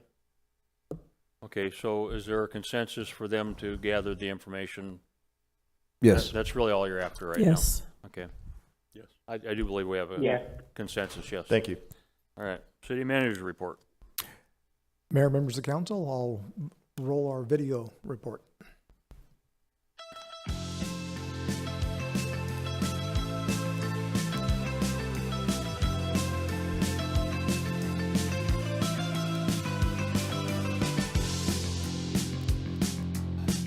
Hi, everyone. Well, spring is officially here, and as the temperatures rise, so does the excitement in Glendale. Spring training brought visitors from around the world to Glendale, and our city knocked it out of the ballpark. For weeks, fans packed Camelback Ranch Glendale to watch the world champion Los Angeles Dodgers and the Chicago White Sox. With baseball's biggest superstar, Shohei Ohtani, on the roster, dozens of Japanese media members made the trip also. The ballpark even added an extra media tent to handle the surge in coverage. More visitors meant more stays in our hotels, busy restaurants, and a boost for our economy. It's been a great season, and we can't wait to do it again next year. Buckle up. Andretti Indoor Karting and Games is racing towards its grand opening, and Glendale employees are helping this exciting project stay on track. Our building safety inspector team have worked hard ensuring the facility is up to code before opening day. They've checked exit pathways, emergency lighting, and ventilation systems. These are critical features to keep visitors safe in any situation. The 98,000 square foot facility will feature high-speed supercarts, arcade games, virtual reality experiences, laser tag, a restaurant, and more. It's set to open at the end of April. Music lovers of all ages had an awesome time at Glendale's annual Folk and Heritage Festival. For a whole weekend, historic Saguaro Ranch Park turned into a cultural hotspot. Hundreds of musicians performed all types of music, from folk to country to pop. There were also workshops, unique vendors, food trucks, and family-friendly activities. Great job to our economic development team for putting on another incredible event. Congratulations to our Community Services Director, Kimberly Hall. She recently received the Exceptional Women Leaders Trailblazer Award from the National Organization of Black Law Enforcement Executives. For 20 years, she's dedicated her career to helping people in need. She also gives back through volunteer efforts like mentoring young leaders, supporting people without housing, and helping with disaster relief after Hurricanes Katrina, Zeta, and Ida. We're so proud to see her leadership and dedication recognized. Glendale police often respond to breaking and entering calls, but this one was a first. An elderly Glendale resident got quite the surprise when she found an uninvited guest flapping around inside her home, a pigeon. She reached out to several organizations for help, but no one was prepared for a case of bird burglary. That's when she called Glendale police. 3 officers stepped in to safely guide the feathered felon outside. The resident later reached out to thank them for the very unexpected rescue. Well, thanks for watching. I'll see you next time with even more community highlights.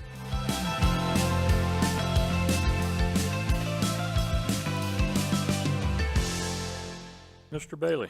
No report, thank you. Okay, council item special interest. Councilmember Baldenegro, have you any? Yes, sir, I do. It came to my attention by several residents that they wanted to know, and they were very, very clear when they asked this. Where are we at with renaming the community center at 54th Avenue, Ocotillo, the Norma Alvarez Community Center? And I said, I don't know. And they were in touch with Mr. Alvarez, and he was upset that it's been taking so long.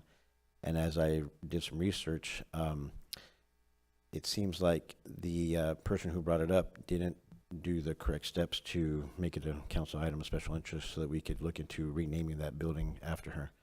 I feel it's my duty to make sure that we honor her and see if that's something that we can do, and also to make sure that to represent it correctly, represent her correctly, because of all the time and effort and the hard work that she put in with the community, and that her family can have that special place for them for her legacy. So thank you, sir. Thank you. Councilmember Conscious? Yes, Mayor. I would like to have a council item of special interest on a key ordinance for workers and contractors in preparation for our summer temperatures. I'd like to ask staff if we could review our current HR policies when it comes to that, and also see if council has an appetite to ensure that we have water, cold water, water stations, air conditioning for our workers and contractors that work outside, and that is my council item of special interest. Thank you, Mayor. Thank you. Councilmember Guzman?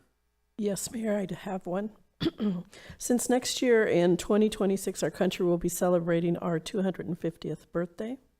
I would like to request that council allocate in the 2026 budget a $100,000 placeholder subject to staff recommendations.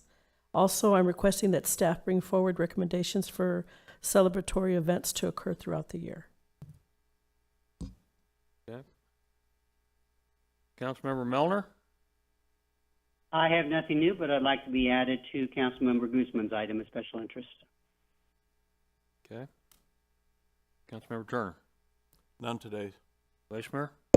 Yes, Mayor, I do have one. I would like to, I don't know, don't think it'll take much staff time, but I would like to request that the council be provided with quarterly reports on the progress of the forensic lab, beginning with the next quarter. We're right at the end of a quarter and starting with the quarter ending in June. I would like the council to begin receiving quarterly reports on the progress of the forensics lab. Thank you. All right, I have nothing at this moment, so can I get a motion to go into executive session? So moved. Can I get a Second. second? Okay, I have a motion and a second. Any discussion? Hearing none. All in favor to go into executive session, vote aye. Aye. Aye. Aye. Any opposed? Your guys do have it, that motion carries. With that, council meeting is recessed. Thanks everyone for being here. We're going to adjourn to executive.